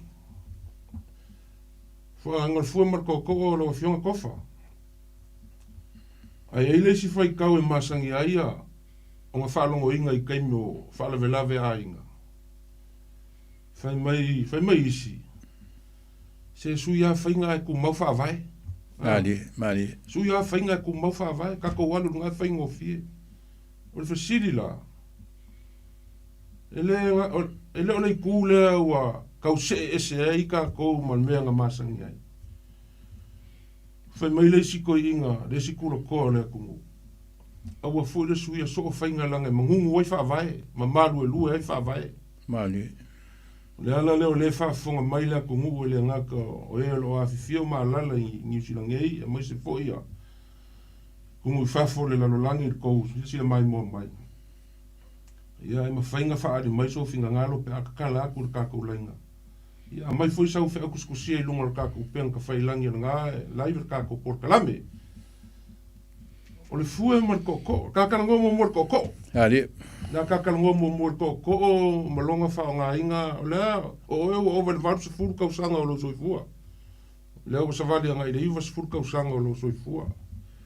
O e leisi koi inga vaku o mamalu. Ia e fesili e le kungu. Ia wange kaimi o kupulanga, a mai se mako makai laiki. O lea se ko whai lau o fionga le kaulangi kusa ai malea. Ma mea o pe o ngā vai. Langa o le mea le kako ki kalango ai. O le whaongang o le fue le o kako vai ai. O ke le ai ngā ku ulunga le kula whale whale launga. Ai ku ur fue mar koko a ule ka. Ali. O le ka e pe o hanga ma masangi ai. A lau la kilo e lunga o penka whailangi inga o a makanka ua fua maile nui pulea. O le solo mua o le au mako kua le ka ke vai e lunga o penka whailangi. O anga ngafi foi manga ponga o maka ai. Ese le manga I. Ka ale fue mar koko o Samoa. Ka ale fue I me uma. Ai pe o makai kupulanga. Makai kupulanga le kupu ele mea lea. Mali. Kupu ele mea lea o le kulunga e whaile le lau. Ai ule fue. U mar koko. Po malama le mea lea ngake ua. Ia la u so aku lea. Kofa, mai so u. Ingano. Whaftai mo le mata upu matango fie. Sa o mata I le tu malo fiso. Sa tu to o I whao. No wai le whaonga ina le toi ino le to o malfue. Na tūle toi ina e tūle leia le to I le vao lona vai matua malona. O ba tua pe mi milo le toi ina le ulu le toto. Mau le leia le koko I vai o le toi ina. Malona whaonga ina o le fue. Le aise mea na wha le ton. O fo I le launga ale paolo na siak. O le tūlanga fo le naitas. No fo le mo ma fo. O po fea mai e ngai anga fo.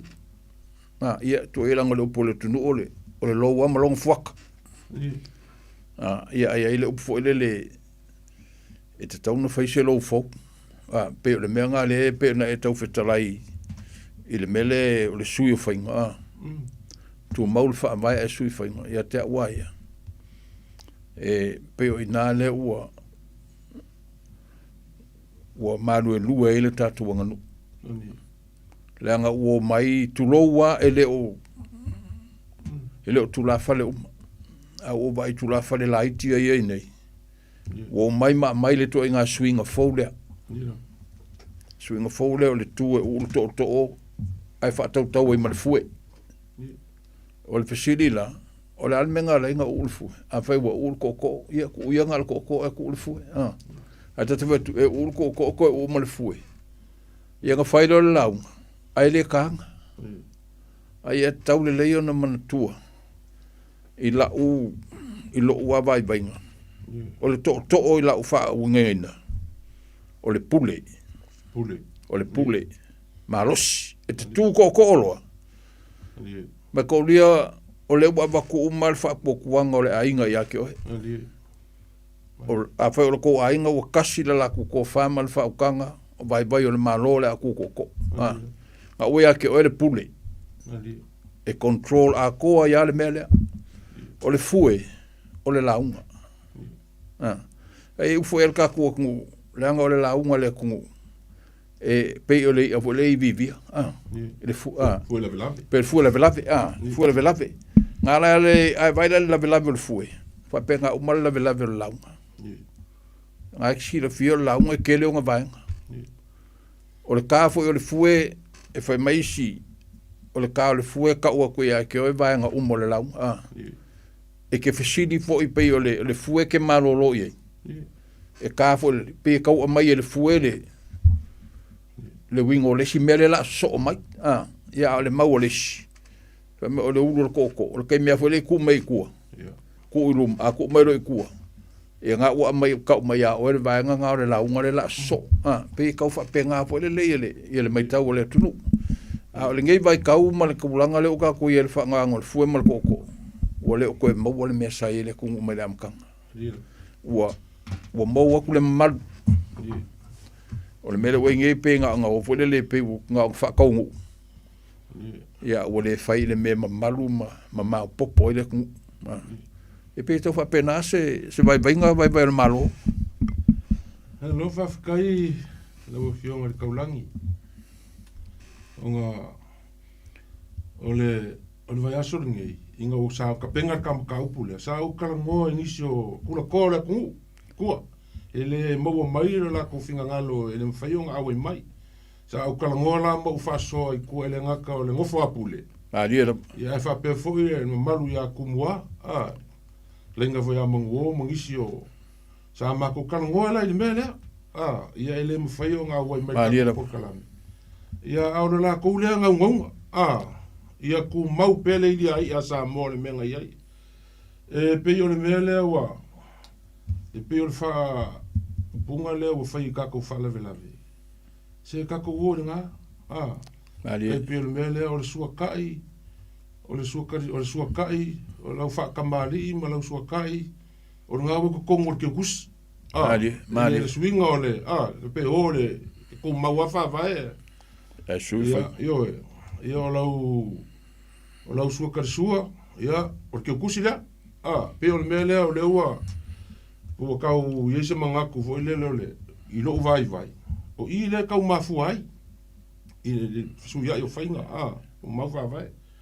Ia. O le koko, ia, e ke si la fia, o kau ngalo fo ke au le luai koko, wa isi, e i le si mau fa pe o mangua, ia le maua ia kanga loa le uipo kanga loa le ngiu le ngalo e kiau le o sa foi le lo makua ia o le urua i kokoronga fa peanga nga kanga kuar ko inga kei mo i kurua kanga ka faki ese lulu le ngiu ia kuulo ma le kuulo koko o le ala nga e le io nga ko sila Samoa e makua ku il ko o ku la fale lalo il kamio la ku ia maule muli ko maniera o fe lua ia ile le ulu ko ia maua le mo fainga mingoile o la foi le nga fai kau ko fa pe o la e sa ngole ile ko a fai o le kale sia a ko le mo le fai fi au mo sunga le fa fenga o le wa mai uma fa manguia ia ke o le la kula ele ngaka ile or ko wa inga le ukil mai o le la wa ku ilunga o manguia uma ia ma whaamanguianga ma kapoinga. Leo u lo lima. Ma lia la. Wa ia ole pule. Ma lia. Le la u el koko. O le akipongiu. Ma lia. O le koko o le akipongiu. Sa ole lei. O le ala nga o le kaimea ke sungu i el koko i lalo. E ke la ngonga i o kingo. E ke la ngonga i o kingo le a foi. Pi e vela foi le leo. O mai ia. Ma ke whaalong kua foi wa e selau whaalong. Ia. Wa e selau whaalong ona. O longa o le o manga mai le whaamanguia le ai. O mamanga. Ia le malia lau ki. Longo winga. Ele ai am se si mea leo mai umal whaamanguia le ai nga. O oe le la whai mafufonga le ai. A whai o le whenga inga mai uma. Le ua i uma ia ke oe le. A wāle wha moi moi le ai nga ia uni masao le. Pe kau wha penga se la ngona. E o le winga nga o le koko. Ia uia. O le pule. Le ua ia oe le ke ua la kipongiu. Wha mongianga o pa ia o mamalu o malai fongo. Le ua ua uma le kaimingero e la kuulunga le koko. Kalo mo le fue. E ele si fai kau o isi koi inga ua umaku. O le kahanga o le fue le kai. Sasa ese ngi mea ngi mala po ngi mea lo kau. Na laka mai. Leo wha ala mea vai. Ia. Wa o isi e wha kolu. O isi e wha wha. Ia. E le au fia makangi so finga so mangaku. Aliela. E fai kau ese le aku ngu pe la makanga o kako porka la me. Ese foi fai kau o isi kula fale le kanga o la kufu e. Ese foi fai kau o isi. Aliela. O isi e ka le fue e u le lima le ko ko. A ku ulungo le lima nga vale le fue. O va e foi isi ka. Ja. O me ka u e kia. O le ka le fue. Ka u nga. O ia o le isi o ula ia. E ko lunga ka e ka o ko lungo lo ku ka mo ka le u el koko mari o fea la mi ngo ia ile ulu el koko o le mau le fu i lo ka au kam ka wala o le lunga le lima o pe o le mau ai si fa mai a ku ile nga vale e solo le fu le ele fu le o mi solo le fu wa foi la le la lo ka au le i ka o kam ka o lai lunga o la e ki ala le fu e mau lunga e ngofo le lei ao i ia langa e makauri ele fai mangai ngoi ia e solo malia kwa le fue ke opa ula o le si ku vanga o Samoa e ma fai lo lima nga vale e kango mai kua i ma kua isi a fai lo fue ele mau e ma fai lo lima nga vale nga kango mai kua ka ofi la le fue fai o le fa penga foi nga fa nga e masangi foi pe ai lo fue ele mau le ai lo fue e maulele ia o manga ia vengo kilo ko foi va kule o fa ngai aso po ko lu aso maka ku ile ku ko le fiong fai pule foi le mai o ia sauma ia mo po ia le sunga ya se yuli ia maka ku ile manga ia kele ole o fa nga saule le fue ma fa nga uma mea fiong kalongo ku se o au maku ku le au kilo akunga i le whalavelanga whai mai se kasi o whio anga i Samoa. E uwha pēr ele se kangaka makua ke le waku pēr a whai se makai, pēr makai ele se kaka makua. E uwha pēr ko malfue. Whalangolango le. Ia ngā pēle ko whalangolango pēr sportiko le whakapoling. Ma whaile lango. Uma le linga kia umea. Ko uwha pēr le fue kau kalo le fue mar ko koilalo. Ma whaile lango. Siri la. O le alme le inga le fue pe a le malama le ungo le fue. Po le mea e ua aunga ka le fue. Po le mea le malama i le fue. I le aunga o le fue. A le fue le nga kifkala iai. O le nga sa ungo iai. O le lave le la unga. Le faso longo le la unga i peonga iai. Ia o le i umo le fue. Le i umo le fue. Wa isi fai kau fue le kungu fai mai o le la unga o le koko. Aliela. Ia, e wai mau ese le aku. Mau ese, maria. Au la unga, kako kilo ele. La sa usi le sila sa fai a, kui singave ulu mako, kua lenga fai Samoa. Ua, o se teimi mua le o wai ai se tangata sa fai mala unga ai amo le fue le tau automatau.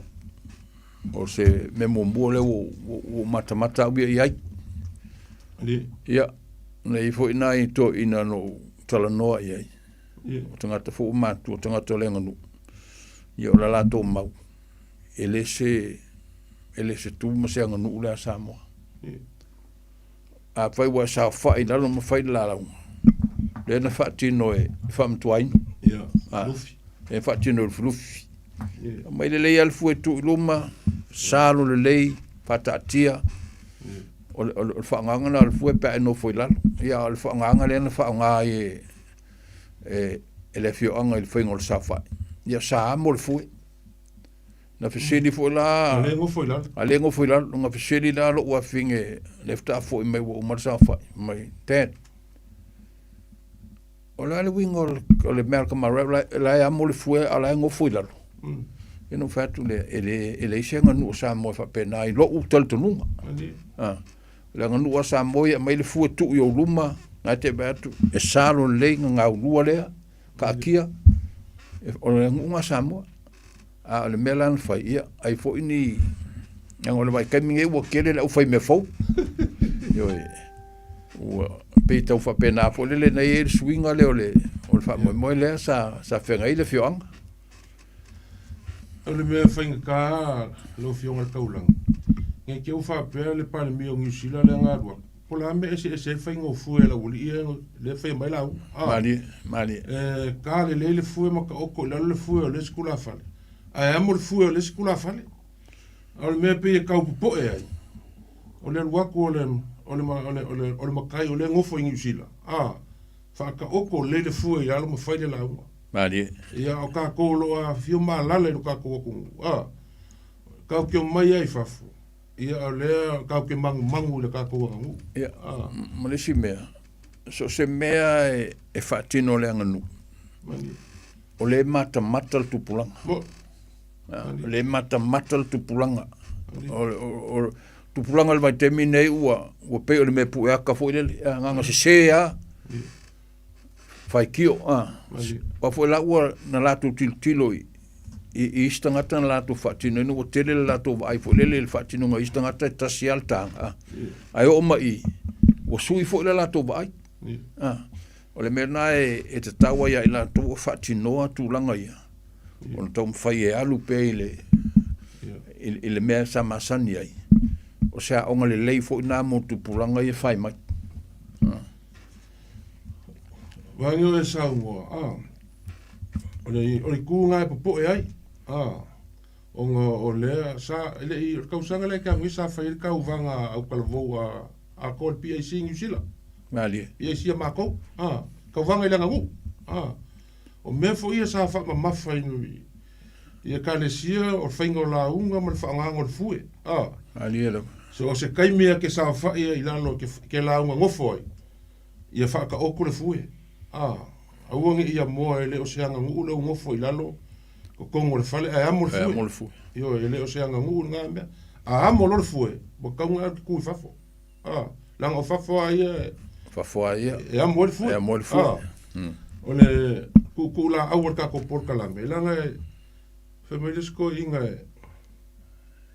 e seanga I fongu ka ko ke le loa la ngo ngu e la ngo si o mai sa mo ali elo o le ngu e la ngo si o mai sa mo ka ko kilo ku la ma kai sa mo fo le wa o ese me o su o le ngu e la ngo fa ngo kai pe la o fiong ko fa nga ma ka ngo ma palauli fa so fo il me le fe me le ku la lo le a palauli ma ku ka ngo o le a se foi ka o e le lua ku le si pe lua ku se paolo ko ainga ai su yo fa pe ngor ko ngu ali e ke le fia pe fa longo mai o la ku le si su ya ku fa pe ngole o e me fa popo I fa pe ngor ko ngu ali elo e fa pe nga fo le ko ma kai sa mo aka ko kilo ku ka ko ngu o e ngi me o fa popo ia o nga fa siringia le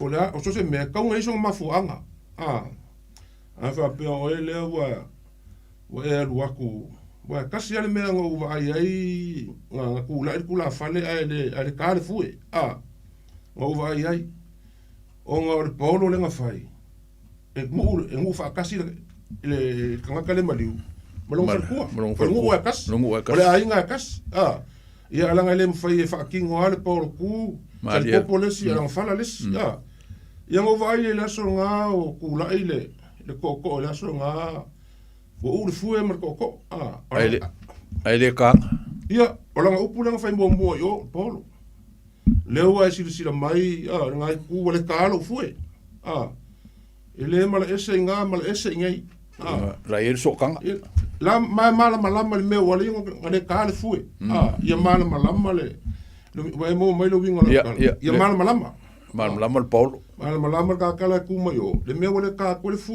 ba mo ku la ile le nga kasi ai fo ia leo ai sila mai ngai ku o ka ku polo bole kalo fu ele sa ulaunga ia laulaunga ia ke ia le mala ese nga mala ese ngai o maoka mala fongo nga ke kausia o le fongo kausia o ko nga mena fa pe ia mala ai le anga le ke ia wala ku mala fu mar ko la ku ke launga ai ke wa ku lunga u fu mar ko ai le mala nga o ela le ke ku lunga mal fu mar ko u ele ka ale ngo le i ma ka ke ma ka o le fitingia o la kir Ola me ole ka fu ele ni lo fipo. Ola me o fa peng fa ka come.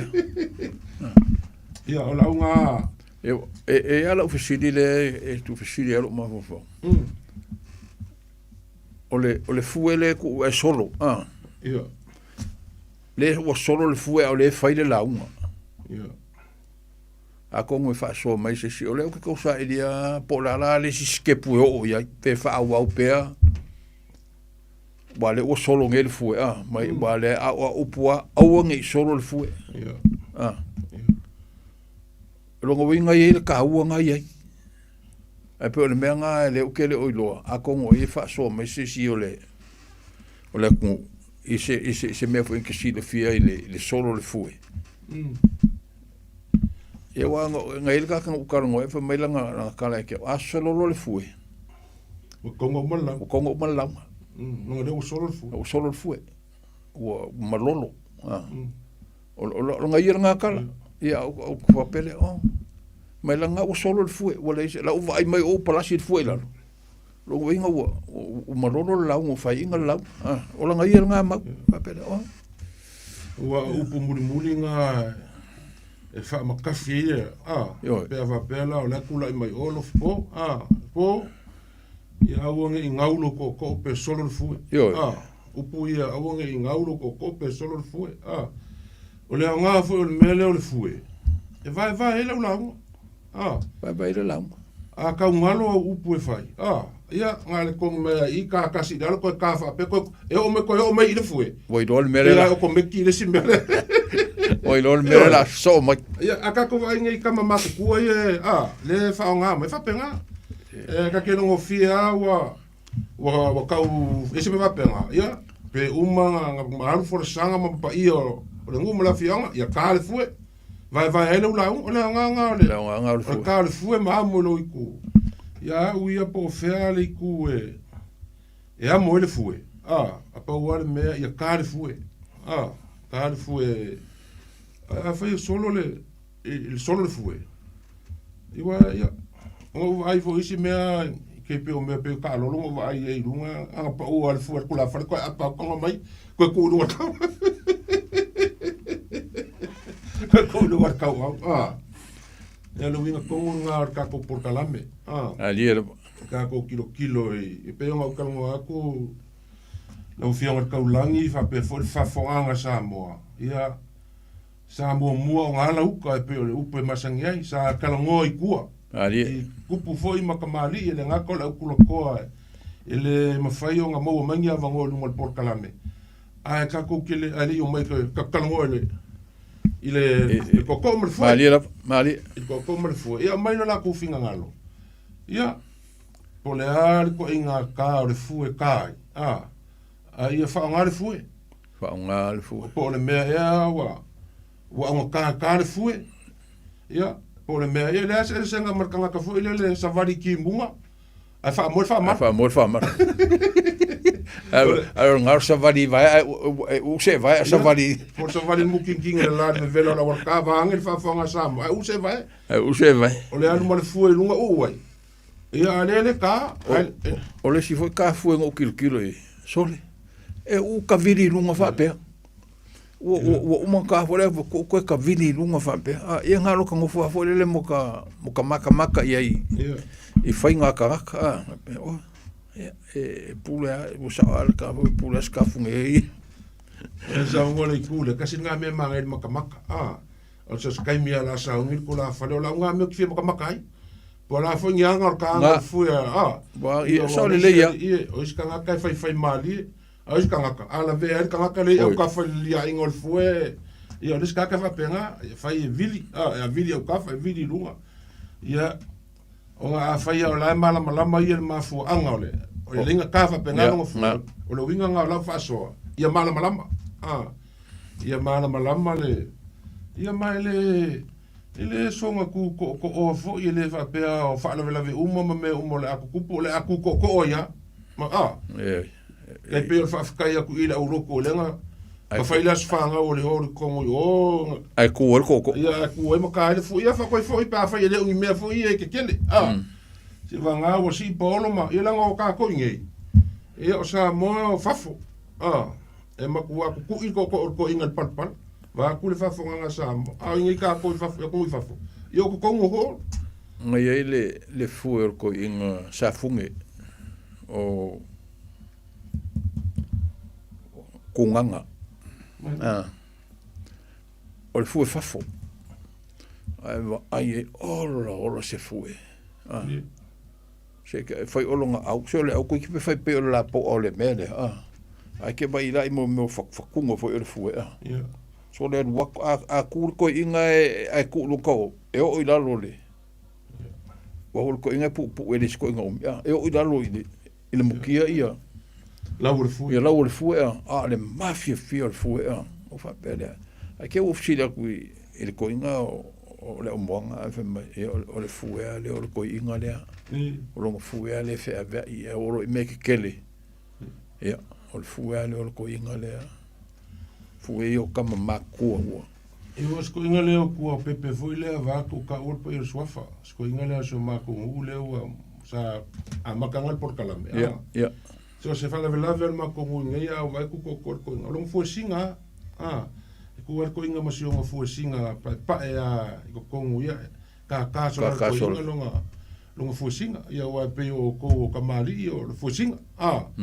ia ma ko ia le au su konga fe o mo so nga fu wa fo le e ele si fusinga pe e wa e ke vai e nga i me pe la nguli e uli ma pa al fusinga ia pa mo ko fusinga e ka umba ia o kamali e lo loko lang kofa o ko fa singa e ka umai ale fue de ko inga kamari ai mai ro kamari o ferro e mai fu singa mo kwa pa ngai lolo le kamalanga o le ka o ko kofa le o le e malu e le fio o le maunga isi ko inga vai le uli fo e nga fu singa inga me ulia mai o kamakau amaka ia pe ka fa penga fo le la ko fa so ali kamari inga ngu kalmo e mai o kamanga nga o e kofa o ngai fesidi ai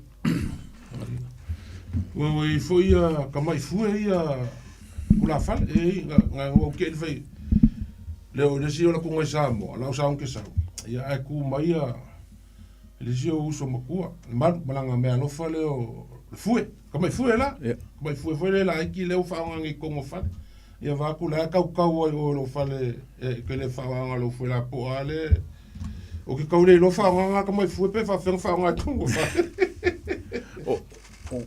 o vai le me ko ale fa so ale ka ka ko lenga o mo ma mo ya vala mai ya ma kal ngom fa kal kariak ia so mo ia o vai me fu le ngo lo le kupo mauli le ngala ko ia sa vea mo long ka mai fu singa ia o vai e fe so fa ya le fe nga fo ia il sunga ya le akau ia ma uaronga ka mai fu singa nga ia Le ua, kala aku ka ko lenga ka ko fasoa. Mai lo finga ngalo wa ka ko ka upu nge fiafi. No mtana tu tato laina sa mola sulu pele tolu pitu tasi lima I matoro no mera. Manino lamba le. Aso fo e tamali o le tunu o lo tai matali nei po klame po solua. E ai bala mali tolu pitu tasi lima I matoro no mera. Ngang pa lolo. Wauli ko fa o ke ngo fa ngai ala fa ila mon kanga sa mo le makungu. Ya. Kai mi fa ke la ko sa mo le mfa ngo la ko le anu me al makungu. La kwa e ngo ke la kwa ke anu ke ngo foi luma le po luma. O le makungu. Makungu ainga. Me nga le lilo foi so makungu le ka ku kai minga. Sa ye sa mo, me la le ka ke kalangoa ko ai me fa pe fo le ke mala mala me la ku pu nguma ma fi anga fo. Ya foi fa fo mai la si o makungu. Ile fa nga ya. E fa penga, lua kula o le o makai o le faila monkanga. Ke la kwa e. Ia ile ise me vo le ka vo vemangu. E pula o e pula singa I ki ke avele. Se vanga le makai o le isa monkanga. Ke le lope fa penga ko fianga pe. Ia e fa pena ia o I lo matunu ia o le mea mo le van sawai. I sa fu le mele o tini fu. Ia ele nia matu montanga po ia fai. Pe o le mako monkanga ai se me finga ngaro I le fionga. Ia saulo le ia mako ingei. Ia fai ko le mako. Pe o le mako monkanga nga. Ala ia tangata ia o la fai isi ala to montanga I Samoa. Ia awa kwara lako. Ia ngole abese se falo alo foi le ngu. Kau kua I kau malele nga. Kau kua I kau malele nga. Kau kua nga o leo whaanga inga kako ngu sa moa ile. Ala ban me finga roi le fionga ia. E wape o le mako wolo mo I le fale sanga sa fai le amu. Ka wa aise me o malo. O fiu ku I la. Ko kikia le mfen ku I la. Na le minga la sa wanga fai le amu. Le amu fule mai sami. Le mai le amu fole mai nga mai le fai le ngamu e nga malola I le mai le menga paru mai fai I le fasa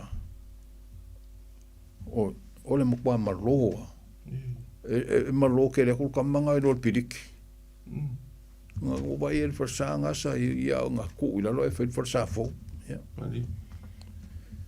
au venga sa la o ku va punga ho ie le sai mo so inga fe au sile sa mi la mai amu ya mai le foi le mungam e foi le si menga masangi o nga fai vali le fasa pa o nga le ke o ngore o menga masangi fai ngu pa o ke no la vali le yo le amu nga e va ku sum va ku fai le mungam vo le nga vai le palu vo le ya va ku le vali e mo pa ya magi ya lewa ya ka ko valau fa kan fa ko na fa lol ya sai fo banguia va ver malo ya alof no so ka ya sai fo banguia ya malo la fa kai mo poka bye bye el malo ya tamo ya ta sai la ko ila le wen ko le wa fi ko wa le mele pingo lo fa so imole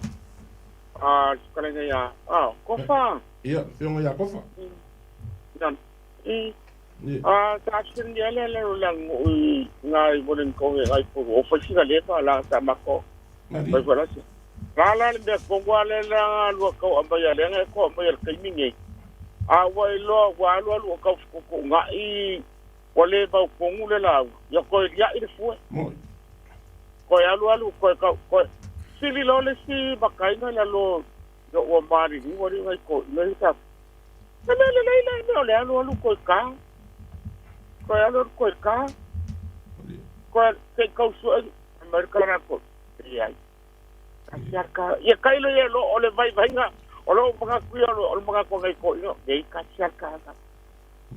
ka ba lo mo fu ele fa yo le beanga pi o la nga lo inga fa lo ko yo o nga ele le de la o O le pe folinga be walo ko yalo. O le e ko vakse mga ku ve malo. Ya, o le sa ngwa fa mon. Le ka, ko ka. Pena go ba ku ni site le ngo ma yambal ko inga. Alo lu sole o ka tire me anga fueli o lo la ko le lo pa pingo ko le lo sa ya ku le fuka. Pena go sir ko ngo lo ai o le ba ya so ya ma wis e ka ba el balo. Ye. Le rang amba ya ngai ko inga ya lo le ai. O le la ngo ya ru e ka peka. O lo ma le la ngo le ko ka u. Le fo le meti alo ko ka. Alo ko ka. Ya so ye pular ka kari ba malo Alo. Ma yo le wingo o lo que se fa so kul vanga nga ba malo ma WhatsApp sin yela ngula lo. Ola le lo ma ka. Ya wa ke me vola ya o le maule sa be lo ko wa. Kasi le ko nga vale kasi le ko kam ka ya ko lulu. Lulu lo lalo ya ka lo paulo. Le la ma wal ko le o koko. Ya baule ya le baule. O le ka fa so ko me vanga le ba malo le. O le lo langa ya ka ofi. Ko li. Ai so ya pie. Ring ka le o le va ko le bau ya lenga. Ali va malo. Wa ta sil ya e ka ko le fa ka il bele ga me por kalan. Sa mai la le ba ko le ai. Or ka nga ka te ka wa le va ka te ka kula fa le ko mal ko. Oile sa ungo. La yo or kamaros po ka war ko ka ko por kalan. Ya, que si la fio foi ka wa ele fa pela fa ko ka ko no fu ko. Kasi ale ya ma ko esos ko nga kula falea. E longa experience menga que ka si la fio fa penga. Fa longa ku fengula la ka nga fengum ya ile la. Ya, e ma fai nga ya mangingo fo ole poko masangi al kula fale ya masangi. Mangingo le whaafonga anga mai a. Ale lai ku me o le kula i kwai aka wal ko. La i ole be vangale kau kurkuri aku vai o malo. Ole anga kongu le ka kasi ka ka konu. E kasi kanga o fia kongu me o pa u le anga ngu ka ko. E wingal kanga foi. Venga le ta kau kurkuri le por kala me la ngu le. Pela ma ke langi aka ko la ngu sa o yam le me yele. Paka o konga Samoa la ko yam ber kulang or foi ber ko. Ya pi ka siar kanga. Alo ke malam la le vai malo. Ile bo ber kulang pe walo ya so ya. Ya nga ke le. Ye. Alo. Kulang al be fa penga. Ya malo fa ke le mo ole fa ke si bailo ko. Ia ole ko nga pa lai pe mika. Ole ko inga o ko ko ngia le fiafi ka war ko. Ya wala lo fa mangia. Ya. Por kala. Se foi. Foi. Ya, acá lo fa. Mas eu vai mo. Tô fa. Ya. Se foi menuia. Mas no ka o de ko inga po. Ya, ko inga le o la ku ko ngia le nga ya se le aula. Se ya ngai e fa o me ponga e ngai. Ya. Con carping singi le vole saber ko inga lugo le por kala. Va ka ma ka.We pe yo au le ko la ko me va storia. O me vole sa foi ko ja foi el me ira lo nge ya ma ko me fanga sa. Ya. Ke me nga lenga sa ye fanga fi ma. O le fa linga a fanga fi. E fa nga ka isala e ko. Mali. E yo mo le me fo le ko o le nga fa nga mo se. O le kala la lo makua e a fa pe u ele isala e ko o le me fo le alu e longa fa mama fa e alu e malonga ko. E pe o le mele o fa nga ka fo o fa la ngola ngol ko o ma I le ke mi ngai. A wale e se me fa pe nga sa ka ko masa ngile a makanga. Ele a mo se ko. E kure le yar ko ye luma. Mali la. Wale si mea, o le ua ka ma se vai ko kuma ai ku ka par ko. Ai man ko ai o le mea ko nga e le nga fa ye ko ia ia whaading whea mo se vai usar me ngai kua. Awale mele e pa ia. Mali. La ule ka kunga. E de ka kunga so nga vaku inga ka afa pe me pele ia ka ko. E tau fo nga ko fa ka winga. Tai. More va ai mai se kulo mo I me kupulanga nga me ale ele o ke finga wo ia. E tau ke mangu ai kupulanga. E fai ngai de me I o ko ma ke vai o lai u de kamakau de koko. Mali. Ai fai ngai de me de si vai so ko lai u kam I danga vale. O fa pero ko ma o fe ko ngul me ye le me. A se fa sa mo. Ese ka ko ngo ki masalo ku kuila kai te ya kuila fa nga lima kamakau le nga vale u de koko. Ai ya o me nga ka ko o la mai maka ko. Awa ese le la unga fade. Mali. Ese le la unga il koko. Mali. O le sida ka ko e fa ba nga la unga fa fo. Mali. Fa la unga o la fo la nga e a uma la nga mo nga lue le pe o me fo lue I luma. A ma ku le fa. O me fo la nga le si nga wo. Wa sa ma ka nga wo sa ma ko fa so fo ma po ngiu le au kilang. O ngore me foi le o ka fa ko o ka ko o me foi le pe yo le o ka fa ko. Mali. O le o fa ngale me o le ko kama o le alu mo nga pa ia pe o fa pe le fe ngore me. Ale me nga makama ye e fa va ngore o le launga. A uma va nga mo ka le o foi. Foi le maluer ko. Ya. O le ko e pe o se menga ke fa maku manga ku mai er kanga ka ia le si mela so o le launga io o le ka ke masa ni wale me o kanga loanga mo ye longa koko le diu ama ko le melo le akipongi o le mele o ye ngi ia o pura kanga o au le ngo fa ye ku vai so le ile ngo fo le nga fa ngi le pa le mi ngi usila ia wa mo le fue ale o kuma kai le I Niusila. O ka ko nga foi. O le fua la ikiki. O le fua nga fale. Mali. Ale fua ke de. O le fua nga ka wau. I fafo. Mali. Mango ia le ngole o ka ko fa nga ngai me ko ngo fale. Mali. A sa mo ele ya la nga la fu fa nga sa mo o fa fale I foi ku ku. O ale sila vale me ele ma fa yo ka ko fa le le ngo. Pe a fai ka ko ngi sa mo wa va ngi o le fa wingo. Ali. O le pe pakeke. Ya, e fa fela nga fa wa ka ko wa ngi pe a fai o le o. E fai ko e ka ko ngi si o le ngo e se ala fo fai sa mo. Ali la. E de se me e ko me fai ka mai ki ele nga kala I upu. A fa kingo. Ele o le lo pe fa fa kingo sa o le me.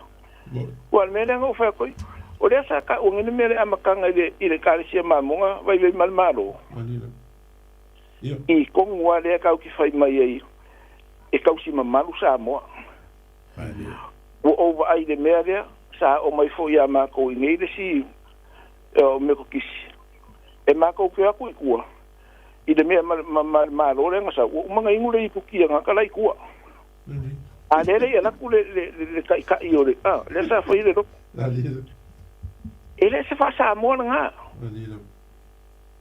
a fai ka ko ke mangu fa sa mo e ka ko si pe ka ko fa sa mo e ese le manga yo me le me o fa ma venga ali wo mang o de wo ke mala ma o e yelu ma ko ai ngalo ku ma mo ngai o ka manga mo ko I kaka le me le a ka se ya la ko ko se la pa sengi ali ai le me fo ile ele faia esi au loku mai se kale si ele konga esa ai au mai me e fa nga le konga o ka di le konga ma ka di ke kusi e fa fe ra nga me a o ringa nga le o me foi de pe a fa pe ka ke manga o pe fa o le me o le me le ko ma le fue ele so nga fa nga pe o ka langa o fa ko mo mo e ya le kulang a wa pe o me sa o ye me maro a fa pe o me ko kongu fo le e ka le sia o le so fa nga ya la ku ko po e mon go e fo ka le ke e le fa pe o le a sa o wa mo mori fa nga o ska di o fo si le ba fai leo le ingu i foelele amakanga wa ula sa fai er kala e ko lua ka mori fa kasi kai mile o mako ka maki o mako malesi va nga mako wo fa kasi o nga o fai le va nga le amerika ko ula nga ke fai a sa ngi o ko fa mo ko fa lo longa ya o ka ko fa mo o me o le loku le kala nga ko ai ke wo umako ko sa o ka di fai mai er va nga la e koe a maka e kako. O koe saulo le o ko inga le sa fai upore a inga le saulo fai mai. Fa mari e koe a maka e o kou e mai maku fai ua. Fa kure ua le. O le winga la ukala e o le la e leise koko. O fai e kuro i iria. Anu e fai le iria le meron koko si kaku fao ngā. A sau fai mai e leise koko. O fa a lango ua ko umar koko. O so mai lo lunga ngale kasi ala ukala ele ko la ngoinga le so ngai ele ko ele ko fa ngo ka inga fa lo se nga sam wa fa la ga ngo la u ile ingu ya fa lo ma kala alu lo fa lo longa anga sawa le ri de mo longa fu e mo longa ko u fa kasi ku u ilo ele I fa pe nga fa ngale le fu e ilo ele fa nga fa kasi le fue o fa kasi amal koko e ai mangua ele fa nga ele fa pe nga se fa nga se koko mo se fue awa o le koko mo le fue o le la unga fa vai ale o la ufa ele ko e se la unga o mo fa le la unga ele fa la se koko ko mo amia ele se koko mo amia e wala ga io ya la sa lo le ia fa mai ya la ngale fa ka fa de ko fa la ko fa ko le ngo sa nga le ya ele la nga fa do se a ma le ngo pa yer kala mo e ko fa sa la nga sa saru foi le ko oni dango le la nga le ko ka pega ele fa la nga o ko mo fa le a wala nga le ka man ko le la nga le bisi o le la sa lo le la nga ka e misi le vai ngol la unga le ko ngol fale o solo me la unga fole awa le fa mai ka ko a o ka nga seuda ya es o le singa ka ama ka la ngala unga ai fa abuni muri fa fikai wale fa nga se wo si fa fikai ngol fa fikai fa fikai de ko pa fa pe ke mga o e ke ro o la sa unga mai ka vo I fa pe e seuda la si le dio awa e me vo le fa pe ya le ile ngo o vai ngo fo fia lai o va ile ila se la ko lau ai mangu ile se la ngo le fo sa kai a fa ye kula le muri ile a se wo e fa ko ya e ko ke le lo fo le ile fo sa fa kai ia wala nga fa pe nga ka ko me e fo le au fa le po a le nga la ukala e ka wo yo le me le mo ka ko o le sa oi koi vai so uma curioso mai me ngole o YouTube so o pai fala ngola ma mo dis nga le koko o le fa nga fo le pe me sa nga o pe e ke o pa ya le yo nga o se me se fa ngo pango ai lava ai ka un ka ko maka I le mele o ngi ma lo be se la nga fa pe fe pe e o nga sa e sa o le o ka me se fa me sa ya e o se unha kai ile ma va un po kala kai mo lo sao ya fe lo pe ya lo va o fai me lo lu ya fa se vo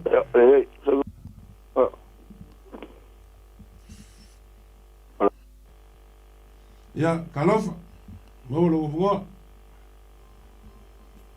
ya fa ya so fu muia ya so fu muia ni sia si maro ma ngai ko ka me ma hoi fa ngoro wa ku e a menga ho fina ngalo le tu wa ai no pepe oi ai so fu lo fion ya a lo la vai so ngam ko ka urangi ya ai tai pe hoi la wo fion ga ile taurangi tai tai lava ya ka voi lo o fa vai man maro ya wai e nga ka fa mo lava ya so o ka fa mo kala lu vai man maro maro firi Ai be mangai ai. Ore kwa mangai a ore. Como mau ma fuanga a. Mariela. Ya ka ko pasua ile ko ma le fue a. Mangai a. Sauloia. Ore tele o fesuia inga ma meia e ko am sa o ia po kala me e wa kere wa ainga fo a. Ale bele o ko iro e uia. So vai. O tele fala onga. Ali. O tele fo I kusinga ese uma kusi faru pena ese kusi matala ho I kala fa solo pito me fa pena ali. E pe ia la o ni fa mau fa pena e lai e mau ko le fala onga ave ki vai anga itamaiti. Ia o ka pai are kureia ia sa o mau ngare ki va ko foi a onga kai mire ali. Ai ro ka ko nga ole tau sia ma ka mo fai ka ku anu ia pe ia na o ka ko ia ile mausa ole alu ile fale o matai mai kai mi foi o fa ka ole a me ho pena ia ole alu I fale o matai ora fola ko ngai ora fola sua ia ia per bene e lufi da vola kai mi o fo kanga me ho pena ia ore mera ngare mo tupungi ore ko ma le fue e le isi mau tai ro ia o fara ore isi mau ore ko aia ore la uma ai ore fue ore to fa nenga le inga fai ka mai fue sina vai o tamari ai ma fai ara a va pe ko ali e kau e tu sara pe li se ko ai nga le fue ale se ka ia de fue le o tamari msa wo kusa pe li ko ai tu so de fue le mori el ko fa kamari ole bede ole se sawa I so ko ole fue Ore kai ia a makara kurunga o kurunga le tura fale mar ko mar fue ia po la ho ia sa fa ira ta pe ole ita ole fai po si me ko ole fale ma ko ese uma ia winga o fero inga ngai a pe ole la unga usu ole malanga ese foi vai nga ole la unga a fa pe ole la unga ole fa fo tupu po se sa fai ese foi vaenga I mamaru o pa ia makaya me ho penga a fa pe fo si o se la unga se tu malo po se usunga fonga ese foi vaenga ole la unga I rangi o maoka o kulana ho penga e ala ranga fa ko wana kare ko le fue a makanga ta upe lo le fue lo tau au le tula fale le ku ko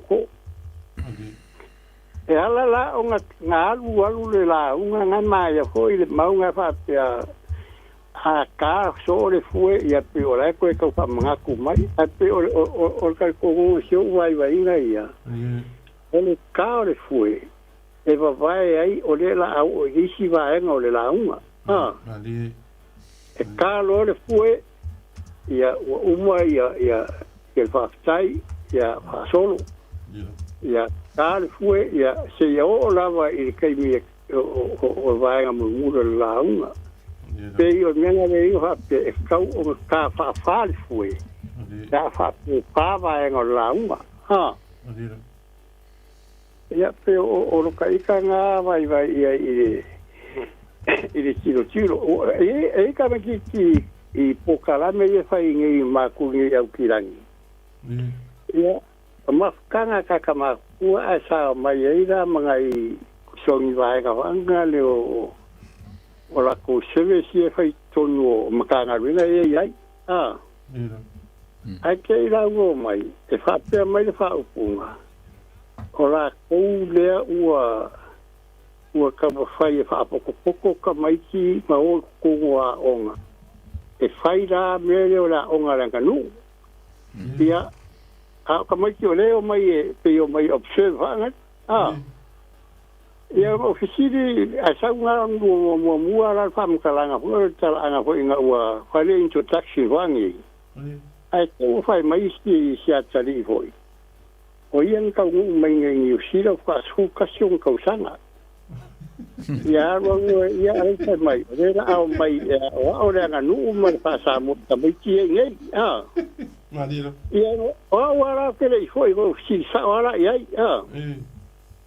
ma ia kele o mako na fa kaule le ai Samoa kula fale Samoa le wo ai mutai yo sa o ai nga o nga ole sa ka ku ai Samoa sa kilo sa palu ava tava ai fainga fa au si le va pega la ngera ko bela o pa fa o le ko ke mai na sa su ka sa ia ke wa fai mai tara sia kari ia tuwa akunga la ho ie mai ia plan o sau ngei ia o kisi da eu ma ko ma fa kunga u fale fai ma ko fe u fale ia o ira ia o aku o bela io tu sia fam kala mai fai o ia la ola ko e kiriva nga isa mai ava pela o kuskusinga la sau ia lo wa foi ma tu mai ava pe wo rengo mai foi ma tu nga mai kai ka kwa ma fuka ingei mo e tau tu foi me ho penga ia kai wo ia na i fonga ri mo ngai fanga ia ai nga kile ya ho ia go fo kuwa ho ile e yo u ye ro tu langa kai sa ma mai ile le o langa fa ka le ama kai do pe finga ia ama ma ia nga la vai a pro ia ka wa pe nga mai si so nga ma vai tu nei ko le maule ia ma ko sho ma to ule ia ile su nga lang ka sia ia lon fanga ia sa o le ia o nga le la sa ai ila o kilo o la na ko la makanga ele ia tuloa ele ifa pena foi ni no kanga fa tama tai va ngale ele yo eu ko ngalo le woro ia ngai fanga fi le ki kuloa ele ma futa ni ma kanga fa au buma ale no me va pena ate o meu o kusia onga masuenga ma onga ia e o ia ia le la mo foi la ko ka mai ma ia fa so afa pala fa so ma o amenga uli muli ya le mto mikia onga ia ma o ia le ia ate ole ia o si onga ia malo vai so ia ku ka ko kalame ma ia ke ka po kalame ho ia si ma ro la vai de ai ka ia le nuega mo lang ho to fai o si onga i kaurani tai ai ole lava mai ia sare ai o ka ho i pinsinga va ale ole ia ero fa va wir po kalame ia so foi ia kalo na wa fa le filme ko mo gingo ia kalofa bolo vongo pa se lua kalofa hello ia o ia lo vongo samo mai ia fa kai mo la vongo a ole ia va ku fo se la ngonga ma se vai inga il makau se fa ma fa maria ku pe ku vale se fesili ia o ia ole a e fo ile le ngor ka ku por kalame ia kalangoa ia fa molmoli ia ngao loa sa vale lus fu kausanga por kalame o va filfilo Samoa ia wai ole fo ka ko fa longo aku le ia ai sa ngakala u fa longo por kalame ngei mal kuri lo ile kai mi ole kelo sulu e mawai finguka kungo ko pepe ia mo ilava la nga ringe po wale me wa suire ngoa pe nga ole fisiri ni ku vale le fisiri oila sango o faka oila se no foi la suma faka kai ole winga nga laingo o fisiri onga ole ngi po kalame mai ai amakanga ole valu o kaungu mai ngai nusila ole fiku wongo nga o kaure le ai nga wa uma a onga valu kasi ia nga o makai ai ia o ke lei loa i ngā kaimi waka waku wai malo pe on po e makai po e kaure lea po e a onga ia kaimi ia familia ai pe o le ala o ofisiri ko ai o kaimi kalunga o kuri po kalamingi e mangia ios o ngoe fa asua fai po kala fa ngoe po kalami o ngai ka o mai le ngoa ele o iai se a ko ko ai finga ngalo o e o lo fa ka kai al po kalami ai pe i e ka pa finga ngalo la ku ia o nga mau ai lo se a ko anga nga ia e pe fa pe nga so ulangonga o le vakula se fa ko pe kope aku se langonga ole kulanga lea e pipi ke le lo mangaku mo langonga i finga ngalo le umaku ngei e pe yong ofe ole malanga fo yo makainga o ka mai ngei i ngei ku yang o sawa yala ia le su e mea nga mo e me piko siringa o nga ye ia vai malo o mengi o ka mai kai ia nga mo e le mala o fo mau le ala ka u pe ya ngei al fa ko nga al fa ko nga e pular nga ka pe fia nga pawal me ia fa mao ngi le li ai ko o male fui o la fe siri longa lua e ma fai o ngala unga si kanga o le fui io e ma fai ngala unga kanga o le fui ya awa o la o mau kau ave pe au kula i se mea o le ko ma le fui o la upu ale lafu ale ai loa se melea o ke kaukala la koko ele a nganga ye se kali mai o se la unga le fa yako o la uale mau kau avi so se mea o ke kula iai le la nga mai finga ngalo le nga uma ku ngei o le kama o le ko o le la unga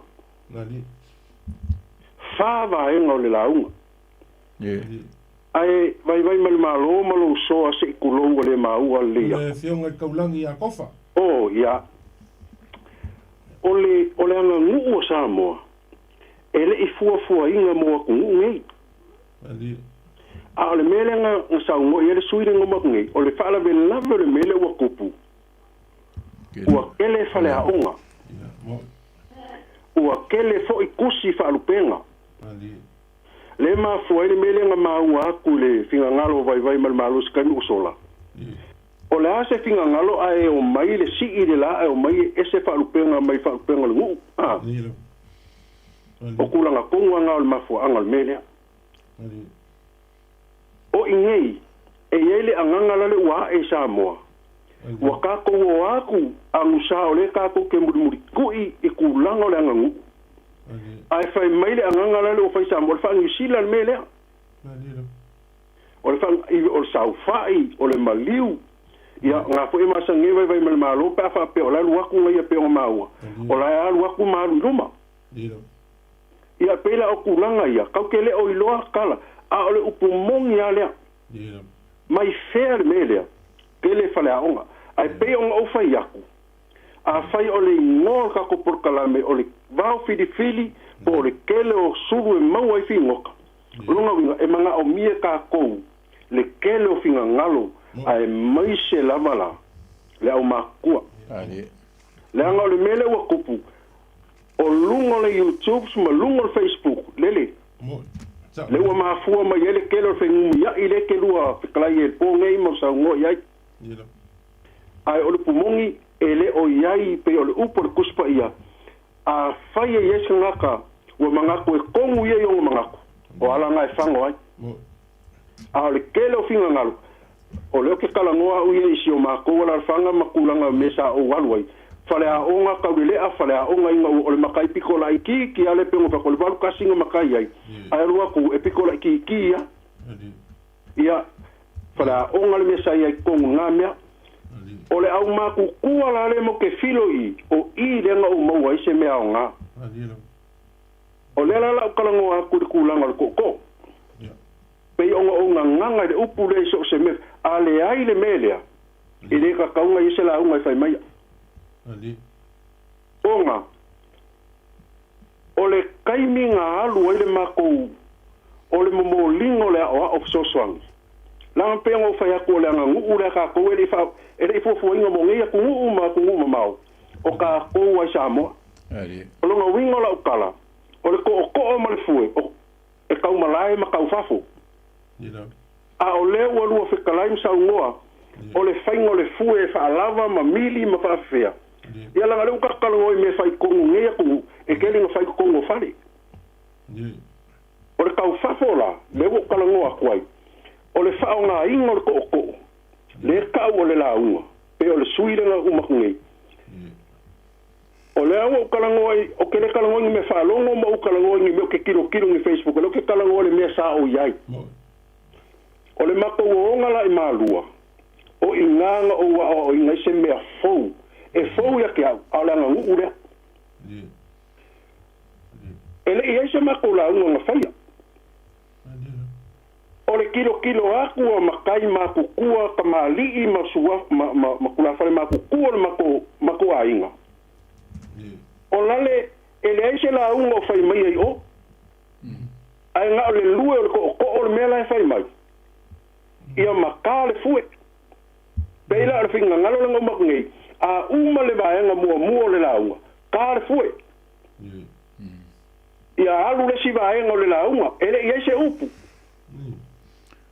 uma le fafakai uma kale fue ia ko lue ko ua kei la si ko inga le ku fai masuyo le makuanga ile fai yako ku lalo le ko inga makua le la le la afu le la unga ala ta kadinga ya ise upu fai mai o ele ise upu ai fai yako ko inga le lalo la le la afu le la unga ele ko se ua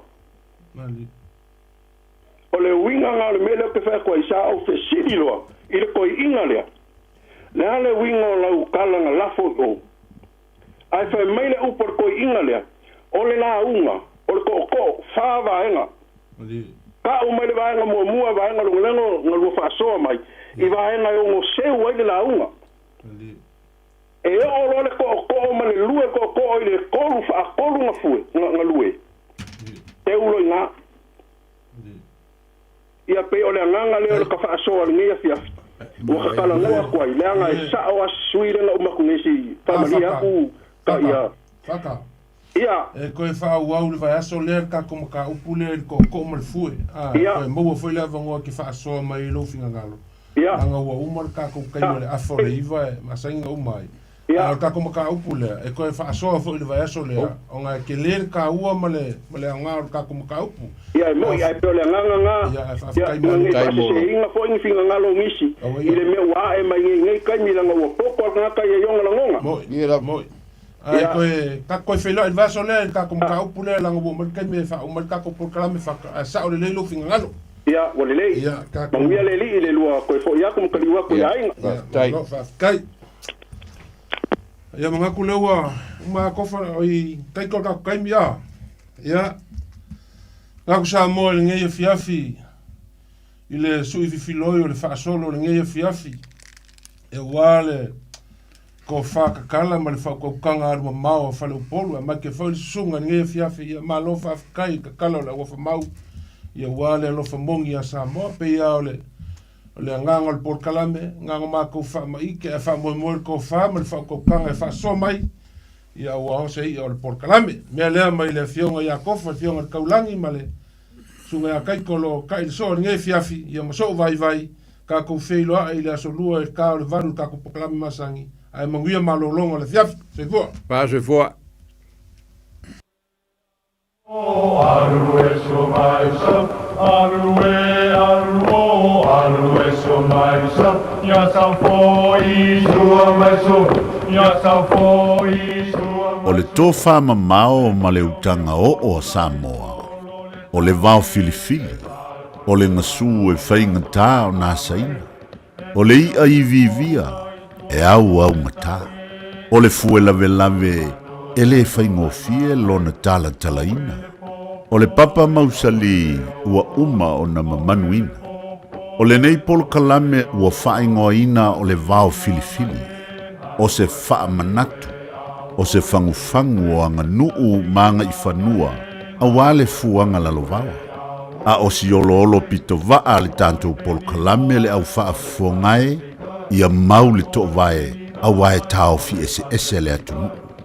Ia manuia lau wha sausaunga i le nei po.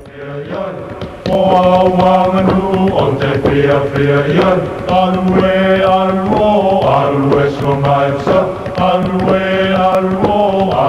so mai sa Ya sa ko I sua mai so Ya sa ko I sua mai so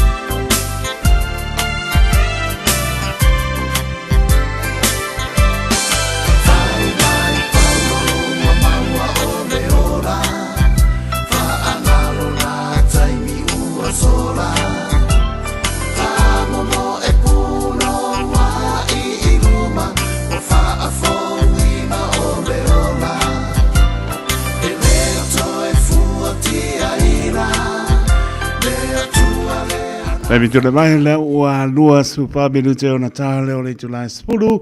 Ia le ua tape mai po sunga pa penga ia le sana pui mona makampi li tato programe a reto le ola. Smailo pa ponga Samoa.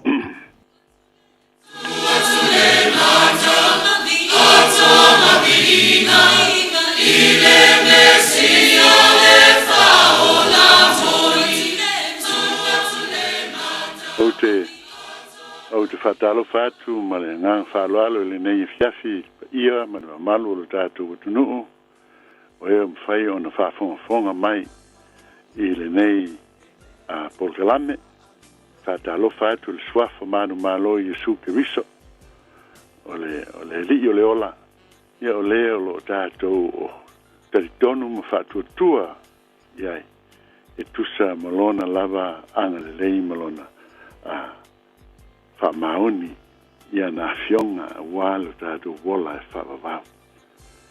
La tātou te talo, lo mātou te mai, lo mātou te tuapa ia, mātou te whalatala tātou le nei fiafi, I se upu sila ngona, se manatu, o whetalai ma wha, a soma iai lo wanganga iai, mātou lau whanau, mātou te taritonu, e vea lea ma wha malo si, au, I lo mātou wola whaleanganga, ia na ngona I mātou umalawa le mātou fia oe lo mātou tua. Ma ia mātou tūtu mau le teritonu ma le whātua tua moni I lo suafa. Ia I ule nei fiafi lo vi inga o mātou te talo e ala ia Yesu Keriso. Amene. I le nei fiafi o te fia feitauina na I upu ia mo ni mau ia I foi le nei foi fiafi fa malu stino ia mal tato wola au auna ia te ia ole ono le vaiaso le nei ole vaiaso ole laupama I le sao mua ia antonu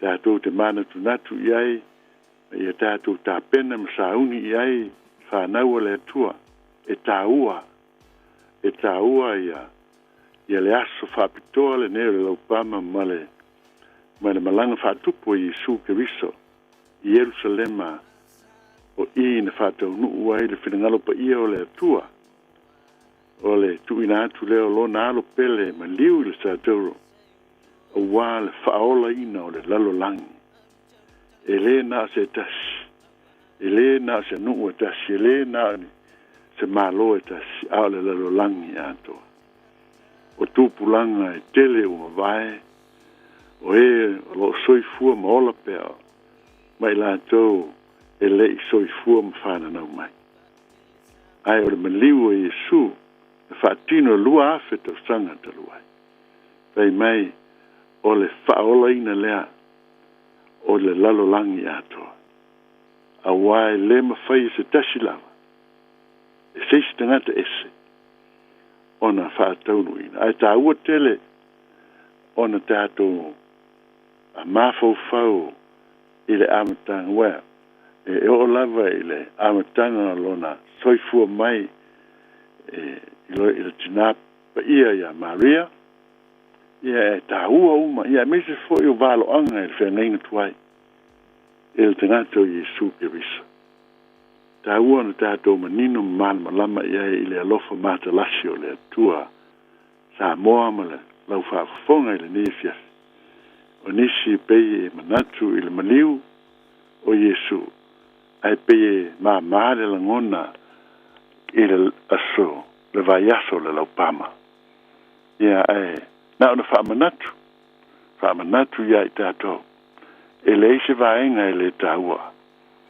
tāua vaenga umalama a o le ia fio mai Yesu le rolang e ao na ia te oe maa mai tātou uma te la ngona maulalo ona o le filangalo le tupu ma le li ole e le ai sisi au wala e whaolaina ai le tangata wana ole ma liu lava o Yesu Keriso e pei ona tā ua e le Ioane tolu pei upu sifuru mo le ono pei ta lai fo Yesu tā upu sifuru whao le Ioane lava pei upu e ono o au nei o le ala o le upu moni ma le ola e le ai lava se tasi aluatu le tama pe a le ui mai I antau Yesu Keriso le e tātou mautinoa ma tātou manino au tātou savalia le nei vaiaso ma le nā vaiaso le mana le ngā luenga tū tasi na saunia Yesu Keriso ona o le alofa whapele pele ia te oe mai tātou umatai tō tasi ia tui nātu lo tau whaifua ma lo tātou wola e tau tua ina e le lii o Yesu Keriso le atua tōlu tasi le tama le alo ma le angansa ia ai o te fia whaitau ina upu e ese mai le amata upu ai o te taritonu e yeilo na pitanga e le soifua Keriso pai mai le Timoteo mta upu o Timoteo e mua alona mta upu e ono sa pela le faitawina le fai upu e 5 e o mai le fai upu e 8 o fina uvalenga o tangata loto leanga o e ua te ma le upu moni o e ua manatu o le amiwa tua o le ala lea e mauai le oloa a o le amiwa tua ma le loto malie o le oloa tele la valea a wata atau te lei au mais lava se mea tasi le laulangi ua mautinoa fo'i tātou te lē mawhai ona ave ese se mea nei le laulangi. A whai ua maua e tātou o mea ai ai ma mea o ofu ai. Ia ngata ai o tātou manao. Te tonu o nei upu o e mwhai na mara malama ngō fia ai lau whaafonga ma le tātou whaalongolongo. Ai nei manatu seisi ua le o ele fisotai nei mea male aso whaelunga ina pei o na tuina atu. Ai o te tonu o le soifuanga a dor Gerishano. E ao ina whapa ia ina mō le atua. Pe nao na e nofo le fale, pe nao na tātou o moe maala e, o tātou ngā lulue yo tātou lava a inga. E ao ia te oe mau o na tātou mauti noa o le vai aso le nei. E lo tā pena ai lau te risiano e manatu natu i le ngā luenga tu tasi ke riso Yesu lua a whetausanga. O se tangata tala vau, tangata tolus fulu o na tausanga, tolus fulu tolu pe a. Ai, ua lona fina ngalo le alofa ia te oe mau ma le laulangi atoa. Ina ia whaolaina i tātou. Tā ua tele. Ai whai mai le nei tusi u tātou whaitawina. O whinau walenga te ngata loto leanga. O e ua te tea mo le upu moni. O e ua manatu o le amio atua o le ala lea. E mau aile o loa. Aua ne tātou whapea. Samoa mo le tātou whai fuatau tua e leli. Tātou te le sua mea le swafa o le atua. Tātou te le whaonga ina Yesu ke riso ina ia. Nga lue mai mōlo tātou lava loto fiaf, loto malie. Ai ao na iai tātou le loto maulalo. Iai tātou le anga malu ma le whatuatua moni ia Yesu ke riso.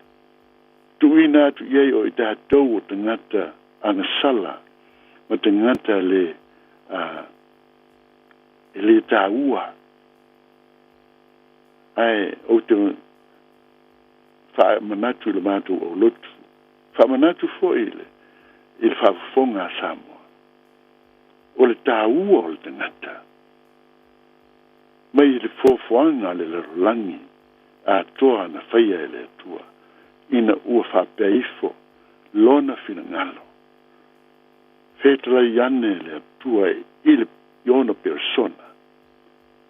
Le atua tolu tasi. O maia, tātou te whaia le tangata i lo tātou whatusa. Ia fōlinga i ai tātou le tangata. Ona manatu lea.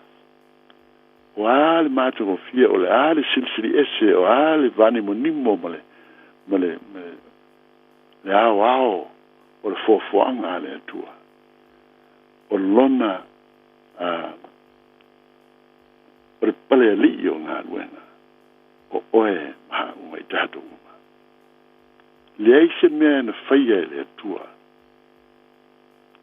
na sili atu lona, le fia i ai o le atua,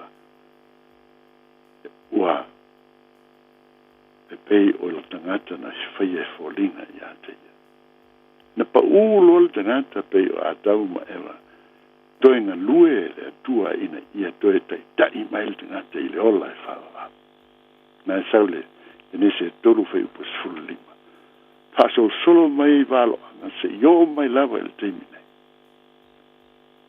O lo whama natu pēr le tusipa ia, o lona alofa mātalasi, ma lona fina ngalo ele suia sina iota i titi, whapea ua le manatu tāu, alofa ai le tua i haite oe mai tātou. Ai o lo tu mau pēr i an fulafulanga ma lona fina ngalo pa ia, e ao ina tai mai. A tātou whaalongo I upo le tuspa ia whai mai. E lea fio mai Yesu. O le unga o le tala lei ia Yesu Kristo e toi a fio mai whaalua e no whatupu le rolang. Ai whai mai e lea fio mai Yesu. I lona fio whaalua mai. Se io o ina tau nuu atu le tala le lei I te ngata umalanga. Loo I le rolang. A tātou whalongalongo ina iuna pōile. Le tele o te ngata I Asia tutonu. Te ngata I Iran, te ngata I Iraq, te ngata I Kupitu, te ngata Surias, te ngata Lebanona, te ngata I o Take, Turkey, te ngata uma Arapi.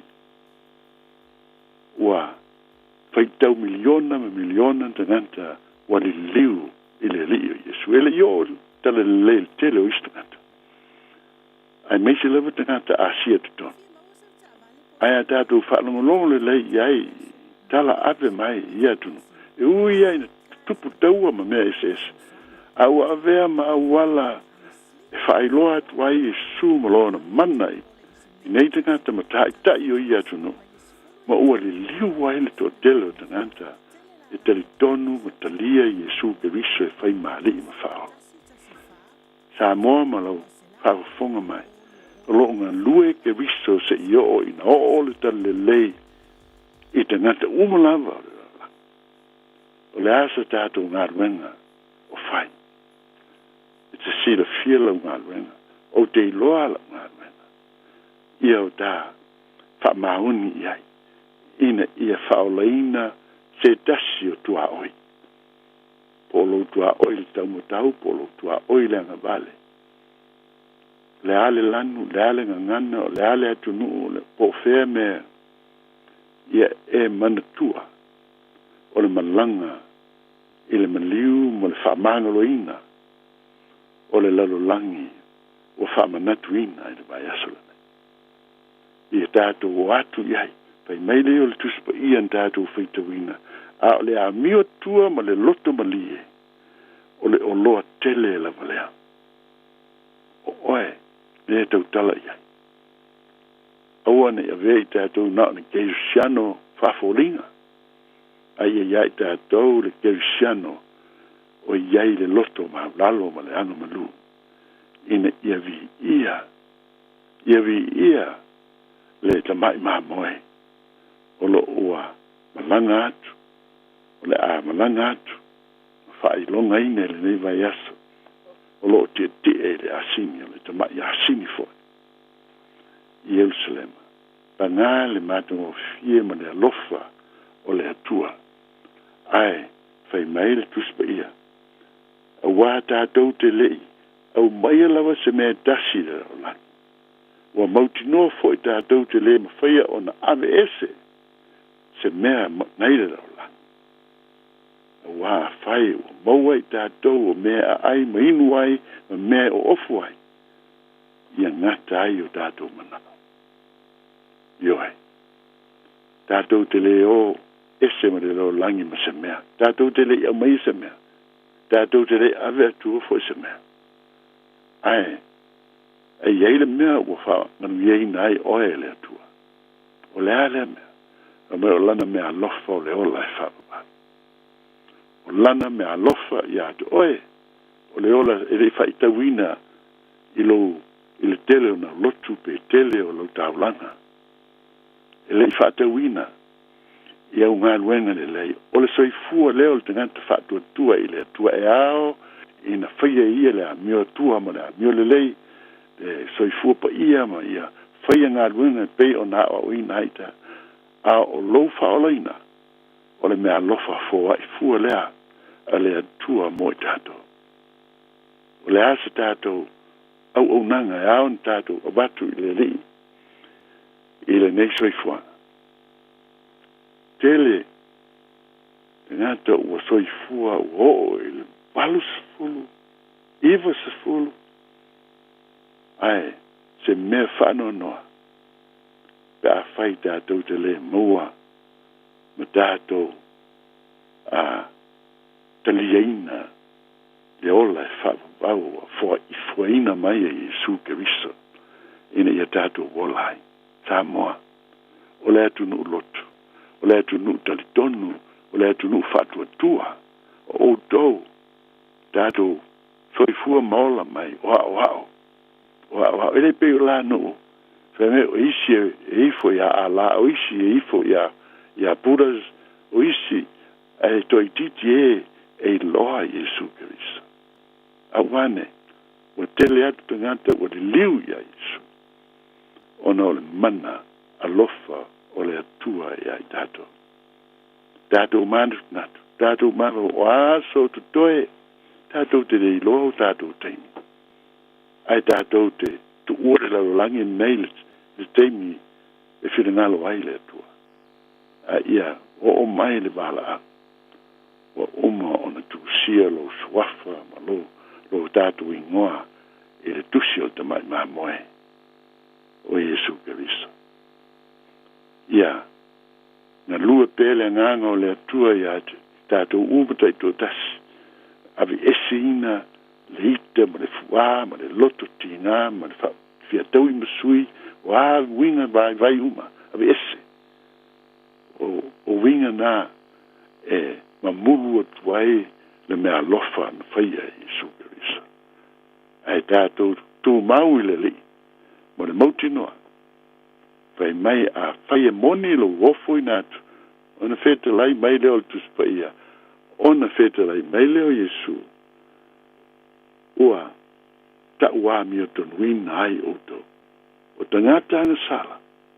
ua ta ua mi o tonuina ua peise i leise anga sala ua wha mangalo ina ma ua fua i ei leo lai wha whamanuia le atua i lau wha fonga Samoa me ia tu mau i o tātou tangata teito tasi po fele tu nuu le nuu le la whanga i Samoa po se tua le neira o langi o loo e atia e ailo wainga ia e mana tua e alofa i Iesu i atoe o ia fo e loo ia folo mai e nante sosani a whai i eise mea tātou te mana nao wala au atu e le pine ona whaatasi mai o ia i ai tātou whamanuia le atua le nei fiafi ia tu mau atu le tātou soifua tau tua i ateia ona o le mātango o fia lo nā lofa i ai tātou la tātou whai ulu te talo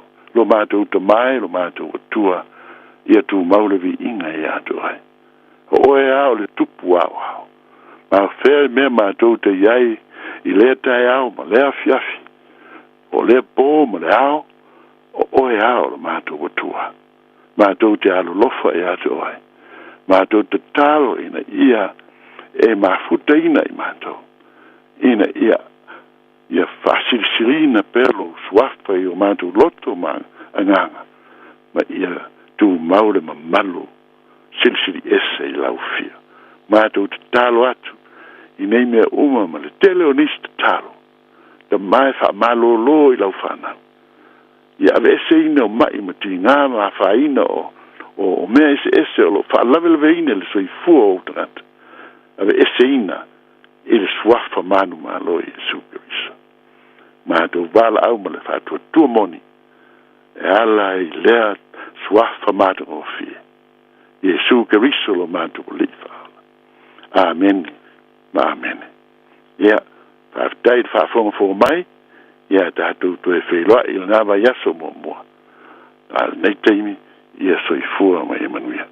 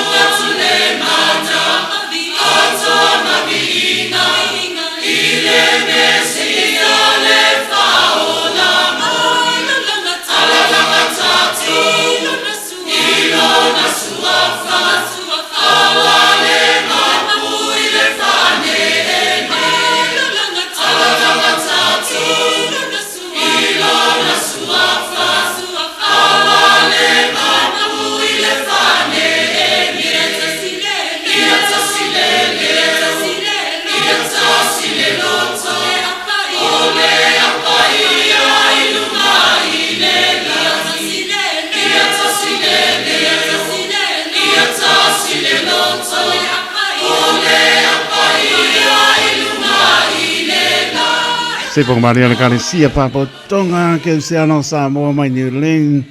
Tasi o vi ingalo tātou tu atu le mana.